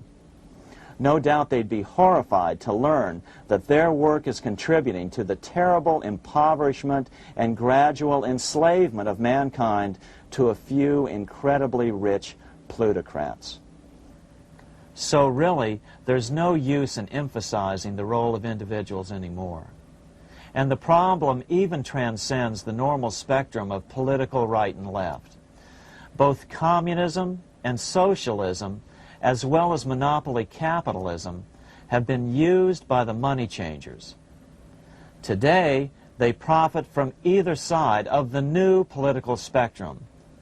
The big government, welfare state on the so-called left wing versus the neoconservative, laissez-faire capitalists who want big government totally out of their lives on the right wing. Either way, the bankers win. Monetary reform is the most important political issue facing this nation. That clarified, let's proceed to the conclusions in the spirit Lincoln declared, with malice towards none, with charity towards all. At the start of this video, we ask a number of troubling questions. Let's be sure we've answered them. What's going on in America today? Why are we over our heads in debt? Why can't the politicians bring debt under control? Why are we over our heads in debt? Because we're laboring under a debt money system that is designed and controlled by private bankers. Now, some will argue that the Federal Reserve System is a quasi-governmental agency. But the President appoints only 2 of the 7 members of the Federal Reserve Board of Governors every 4 years. And he appoints them to 14-year terms, far longer than his own. The Senate does confirm those appointments, but the whole truth is that the President wouldn't dare appoint anyone to that board of whom Wall Street does not approve. Of course, this does not preclude the possibility that some honorable men may be appointed to the Board of Governors. But the fact is that the Fed is specifically designed to operate independently of our government, as are nearly all other central banks. Some argue that the Fed promotes monetary stability. We saw the current head of the Bank of England, Eddie George, claim that this was the most important role of a central bank. In fact, the Fed's record of stabilizing the economy shows it to be a miserable failure in this regard. Within the first 25 years of its existence, the Fed caused 3 major economic downturns, including the Great Depression, and for the last 30 years has shepherded the American economy into a period of unprecedented inflation. Again, this is not some wild conspiracy theory. It's a well-known fact among top economists.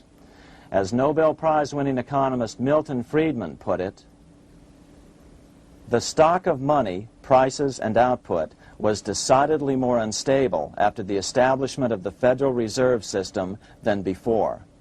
The most dramatic period of instability in output was, of course, the period between the 2 wars, which includes the severe monetary contractions of 1920-21, 1929-33, and 1937-38. No other 20-year period in American history contains as many as 3 such severe contractions. This evidence persuades me that at least a third of the price rise during and just after World War I is attributable to the establishment of the Federal Reserve System, and that the severity of each of the major contractions, 1920-21, 1929-33, and 1937-38, is directly attributable to acts of commission and omission by the reserve authorities. Any system which gives so much power and so much discretion to a few men so that mistakes, excusable or not, can have such far-reaching effects is a bad system. It is a bad system to believers in freedom just because it gives a few men such power without any effective check by the body politic. This is the key political argument against an independent central bank. To paraphrase Clemenceau, money is much too serious a matter to be left to the central bankers. We must learn from our history before it is too late. Why can't politicians control the federal debt? Because all our money is created out of debt. Again, it's a debt money system. Our money is created initially by the purchase of U.S. bonds. The public buys bonds like savings bonds, the banks buy bonds, foreigners buy bonds, and when the Fed wants to create more money in the system, it buys bonds, but pays for them with a simple bookkeeping entry which it creates out of nothing. Then this new money, created by the Fed, is multiplied by a factor of 10 by the banks thanks to the fractional reserve principle. So although the banks don't create currency, they do create checkbook money or deposits by making new loans. They even invest some of this created money. In fact, over $1 trillion of this privately created money has been used to purchase U.S. bonds on the open market, which provides the banks with roughly $50 billion in interest, risk-free, each year, less the interest they pay to some depositors. In this way, through fractional reserve lending, banks create over 90% of the money and therefore cause over 90% of our inflation. What can we do about all this? Fortunately, there's a way to fix the problem fairly easily, speedily, and without any serious financial problems. We can get our country totally out of debt in 1 to 2 years by simply paying off these U.S. bonds with debt-free U.S. notes, just like Lincoln issued. Of course, that by itself would create tremendous inflation, since our currency is presently multiplied by the fractional reserve banking system. But here's the ingenious solution, advanced in part by Milton Friedman, to keep the money supply stable and avoid inflation and deflation while the debt is retired. As the Treasury buys up its bonds on the open market with U.S. notes, the reserve requirements of your hometown local bank will be proportionally raised, so the amount of money in circulation remains constant. As those holding bonds are paid off in U.S. notes, they will deposit this money, thus making available the currency then needed by the banks to increase their reserves. Once all the U.S. bonds are replaced with U.S. notes, banks will be at 100% reserve banking instead of the fractional reserve system currently in use. From this point on, the former Fed buildings will only be needed as a central clearinghouse for checks and as vaults for U.S. notes. The Federal Reserve Act will no longer be necessary and could be repealed. Monetary power can be transferred back to the Treasury Department. There would be no further creation or contraction of money by banks. By doing it this way, our national debt can be paid off in a single year or so, and the Fed and fractional reserve banking abolished, without national bankruptcy, financial collapse, inflation or deflation, or any significant change in the way the average American goes about his business.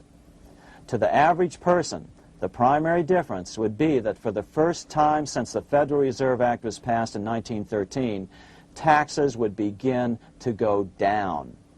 Now there's a real national blessing for you, rather than for Hamilton's banker friends. Now let's take a look at these proposals in more detail. Here are the main provisions of a Monetary Reform Act which needs to be passed by Congress. We've drafted a proposed Monetary Reform Act which follows at the end of this tape. Of course, variations with the same results would be equally welcome. 1. Pay off the debt with debt-free U.S. notes. As Thomas Edison put it, if the U.S. can issue a dollar bond, it can issue a dollar bill. They both rest purely on the faith and credit of the United States government. This amounts to a simple substitution of one type of government obligation for another. One bears interest, the other doesn't. Federal Reserve notes could be used for this as well, but could not be printed after the Fed's abolished as we propose, so we suggest using U.S. notes instead. 2. Abolish fractional reserve banking. As the debt is paid off, the reserve requirements of all banks and financial institutions would be raised proportionally at the same time to absorb the new U.S. notes, which would be deposited and become the bank's increased reserves. Towards the end of the first year of the transition period, the remaining liabilities of financial institutions would be assumed or acquired by the U.S. government in a one-time operation. In other words, they too would eventually be paid off with debt-free U.S. notes in order to keep the total money supply stable. At the end of the first year or so, all of the national debt would be paid, and we could start enjoying the benefits of full reserve banking. The Fed would be obsolete, an anachronism. 3. Repeal the Federal Reserve Act of 1913 and the National Banking Act of 1864. These acts delegate the money power to a private banking monopoly. They must be repealed, and the money power handed back to the Department of Treasury, where they were initially under President Abraham Lincoln. No banker or person in any way affiliated with financial institutions should be allowed to regulate banking. After the first two reforms, these acts would serve no useful purpose anyway, since they relate to a fractional reserve banking system. 4. Withdraw the U.S. from the IMF, the BIS, and the World Bank. These institutions, like the Federal Reserve, are designed to further centralize the power of the international bankers over the world's economy, and the U.S. must withdraw from them. Their harmless functions, such as currency exchange, can be accomplished either nationally or in new organizations limited to those functions. Such a monetary reform act would guarantee that the amount of money in circulation would stay very stable, causing neither inflation nor deflation. Remember, for the last 3 decades, the Fed has doubled the American money supply every 10 years. That fact and fractional reserve banking are the real causes of inflation and the reduction in our buying power, a hidden tax. These and other taxes are the real reasons both parents now have to work just to get by. The money supply should increase slowly to keep prices stable, roughly in proportion to population growth, about 3% per year, not at the whim of a group of bankers meeting in secret. In fact, all future decisions on how much money will be in the American economy must be made based on statistics of population growth and the price level index. The new monetary regulators and the Treasury Department, perhaps called the Monetary Committee, would have absolutely no discretion in this matter except in time of declared war. This would ensure a steady, stable money growth of roughly 3% per year, resulting in stable prices and no sharp changes in the money supply. To make certain the process is completely open and honest, all deliberations would be public, not secret, as meetings of the Fed's Board of Governors are today. How do we know this will work? Because these steps remove the 2 major causes of economic instability, the Fed and fractional reserve banking, and the newest one as well, the BIS, Bank of International Settlements. But most importantly, the danger of a severe depression would be eliminated. Let's listen to Milton Friedman on the single cause of severe economic depressions. I know of no severe depression in any country or any time that was not accompanied by a sharp decline in the stock of money, and equally of no sharp decline in the stock of money that was not accompanied by a severe depression. Issuing our own currency is not a radical solution. It's been advocated by Presidents Jefferson, Madison, Jackson, Van Buren, and Lincoln. But it's been used at different times throughout Europe as well. Perhaps the best example is one of the small islands off the coast of France in the English Channel. Called Guernsey, It's been using debt-free money issues to pay for large building projects for nearly 200 years. Here we are on Guernsey, and this is the Guernsey Flower and Vegetable Market. Guernsey is one of the most successful examples of just how well a debt-free money system can work. In 1815, a committee was appointed to investigate how best to finance this new market. The impoverished island could not afford more new taxes, so the state's fathers decided to try a revolutionary idea: issue their own paper money. They were just colorful paper notes, backed by nothing, but the people of this tiny island agreed to accept them and trade with them. To be sure they circulated widely, they were declared to be good for the payment of taxes. Of course, this idea was nothing new. It was exactly what America had done before the American Revolution, and there are many other examples throughout the world. But it was new to Guernsey, and it worked miracles. This market is still in use, and remember, it was built for no debt to the people of this island state. But what if we follow Guernsey's example? How would the bankers react to these reforms? Certainly the international bankers' cartel will oppose reforms that do away with their control of the world's economies as they have in the past. But it is equally certain that Congress has the constitutional authority and responsibility to authorize the issuance of debt-free money, U.S. notes, and to reform the very banking laws it ill-advisedly enacted. Undoubtedly, the bankers will claim that issuing debt-free money will cause severe inflation or make other dire predictions. But remember, it is fractional reserve banking which is the real cause of over 90% of all inflation, not whether debt-free U.S. notes are used to pay for government deficits. In the current system, any spending excesses on the part of Congress are turned into more debt bonds, and the 10% purchased by the Fed are then multiplied many times over by the bankers, causing over 90% of all inflation. Our fractional reserve and debt-based banking system is the problem. We must ignore its inevitable resistance to reform and remain firm until the cure is complete. As the director of the Bank of England in the 1920s, Sir Josiah Stamp put it, referring to this modern fractional reserve banking system, "Banking is conceived in iniquity and born in sin. Bankers own the earth. Take it away from them, but leave them the power to create money and control credit, and with the flick of a pen, they will create enough money to buy it back again. Take this great power away from the bankers, and all great fortunes like mine will disappear, and they ought to disappear, for this would be a better and happier world to live in. But if you want to continue the slaves of bankers and pay the cost of your own slavery, let them continue to create money and to control credit." Americans are slowly figuring this out. Today, over 3,200 cities and counties have endorsed the proposal of a non-profit organization called Sovereignty. The Sovereignty movement calls for Congress to authorize the Secretary of the Treasury to issue $90 billion per year of U.S. notes, not Federal Reserve notes nor debt-based bonds, to loan money interest-free to cities, counties, and school districts for needed capital improvements. Remarkably, and to their praise, the Community Bankers Association of Illinois, representing 515 member banks, has endorsed this sovereignty proposal, a good step in the right direction.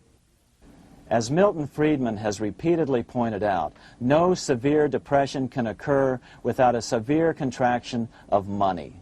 In our system, only the Fed, the Bank of International Settlements, with U.S. bankers' cooperation, or a combination of the largest Wall Street banks could cause a depression.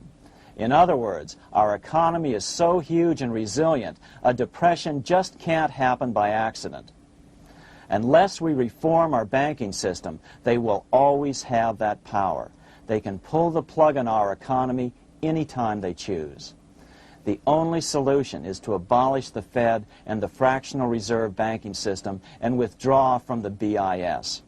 Only that will break the power of the international bankers over our economy. And keep in mind, a stock market crash itself cannot cause a severe depression. Only the severe contraction of our money supply can cause a severe depression. The stock market crash of 1929 only wiped out market speculators, mostly the small to medium ones, resulting in $3 billion in wealth changing hands. But it served as a smokescreen for a 33% contraction in credit by the Fed over the next 4 years, which resulted in over $40 billion in wealth from the American middle class being transferred to the big banks. Then, despite impotent howls of protest from a divided Congress, the independent Fed kept the money supply contracted for a full decade. Only World War II ended the terrible suffering the Fed inflicted on the American people. In a depression, the remaining wealth of the debt-burdened American middle class will be wiped out by unemployment, declining wages, and the resulting foreclosures. If we start to act to reform our monetary system, the money changers may do what they did in 1929 and then the 1930s, crash the stock market and use that as a smokescreen while contracting the money supply. But if we're determined to fight to regain control over our money, we can come out of it fairly quickly, perhaps in only a very few months, as U.S. notes begin to circulate and replace the money withdrawn by the bankers. The longer we wait, the greater the danger we'll permanently lose control of our nation. But some still wonder why the international bankers would want to cause a depression. Wouldn't that be killing the goose that is currently laying all those golden interest eggs? Remember what Larry Bates said at the first of this videotape. You see, in periods of economic upheaval, in economic crisis, wealth is not destroyed. It is merely transferred. Do we have any hints as to what the money changers have in store for us? Here's what David Rockefeller, the chairman of Chase Manhattan Bank, the largest Wall Street bank, had to say. We are on the verge of a global transformation. All we need is the right major crisis and the nation will accept the New World Order. So, crisis is needed to fulfill their plans quickly. The only question is when the crisis will occur. Fortunately, we probably have a little time.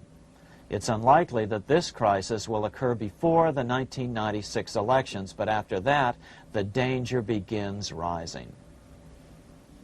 But whether or not they decide to cause a crash or a depression through relentless increases in taxes and the loss of hundreds of thousands of jobs being sent overseas thanks to trade agreements such as GATT and NAFTA, the American middle class is an endangered species. Cheaper labor, including slave labor in Red China, which Harry Wu has heroically documented, is being used to compete with American labor. In other words, money is being consolidated in fewer and fewer hands as never before in the history of this nation or the world. Without reform, the American middle class will soon be extinct, leaving only the very rich few and the very many poor, as has already occurred in most of the world. We've been warned of all this by congressmen, presidents, industrialists, and economists down through the years. Religious leaders, too, have seen the danger. About 1898, during the time of William Jennings Bryan, Pope Leo XIII put it this way. On the one side, there is the party which holds the power because it holds the wealth, which has in its grasp all labor and all trade, which manipulates for its own benefit and its own purposes all the sources of supply, and which is powerfully represented in the councils of state itself. On the other side, there is the needy and powerless multitude, sore and suffering.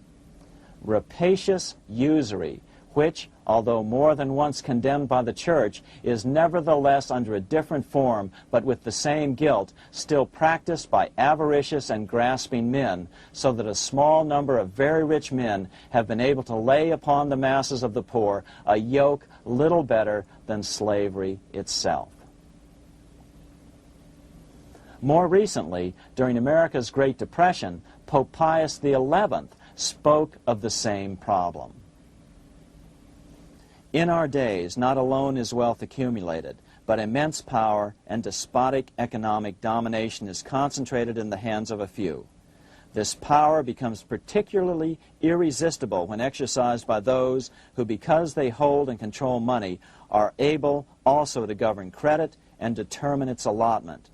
For this reason, supplying, so to speak, the lifeblood to the entire economic body and grasping, as it were, in their hands the very soul of the economy, so that no one dare breathe against their will.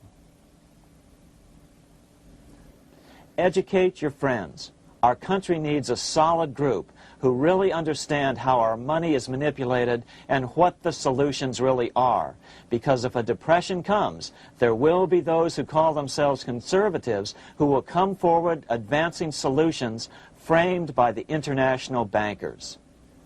Beware of calls to return to a gold standard. Why? Simple, because never before has so much gold been so concentrated outside of American hands.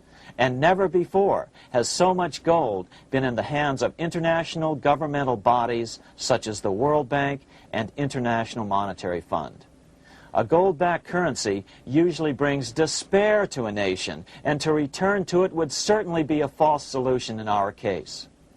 Remember, we had a gold-backed currency in 1929 and during the first 4 years of the Great Depression. Likewise, beware of any plans advanced for a regional or world currency. This is the international bankers' Trojan horse.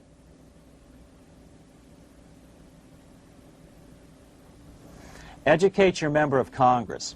It only takes a few persuasive members to make the others pay attention. Most congressmen just don't understand the system. Some understand it, but are so influenced by bank-packed contributions that they ignore it, not realizing the gravity of their neglect. We hope we've made a valuable contribution to the national debate on monetary reform. It remains for each man to do his duty, consistent with his state in life.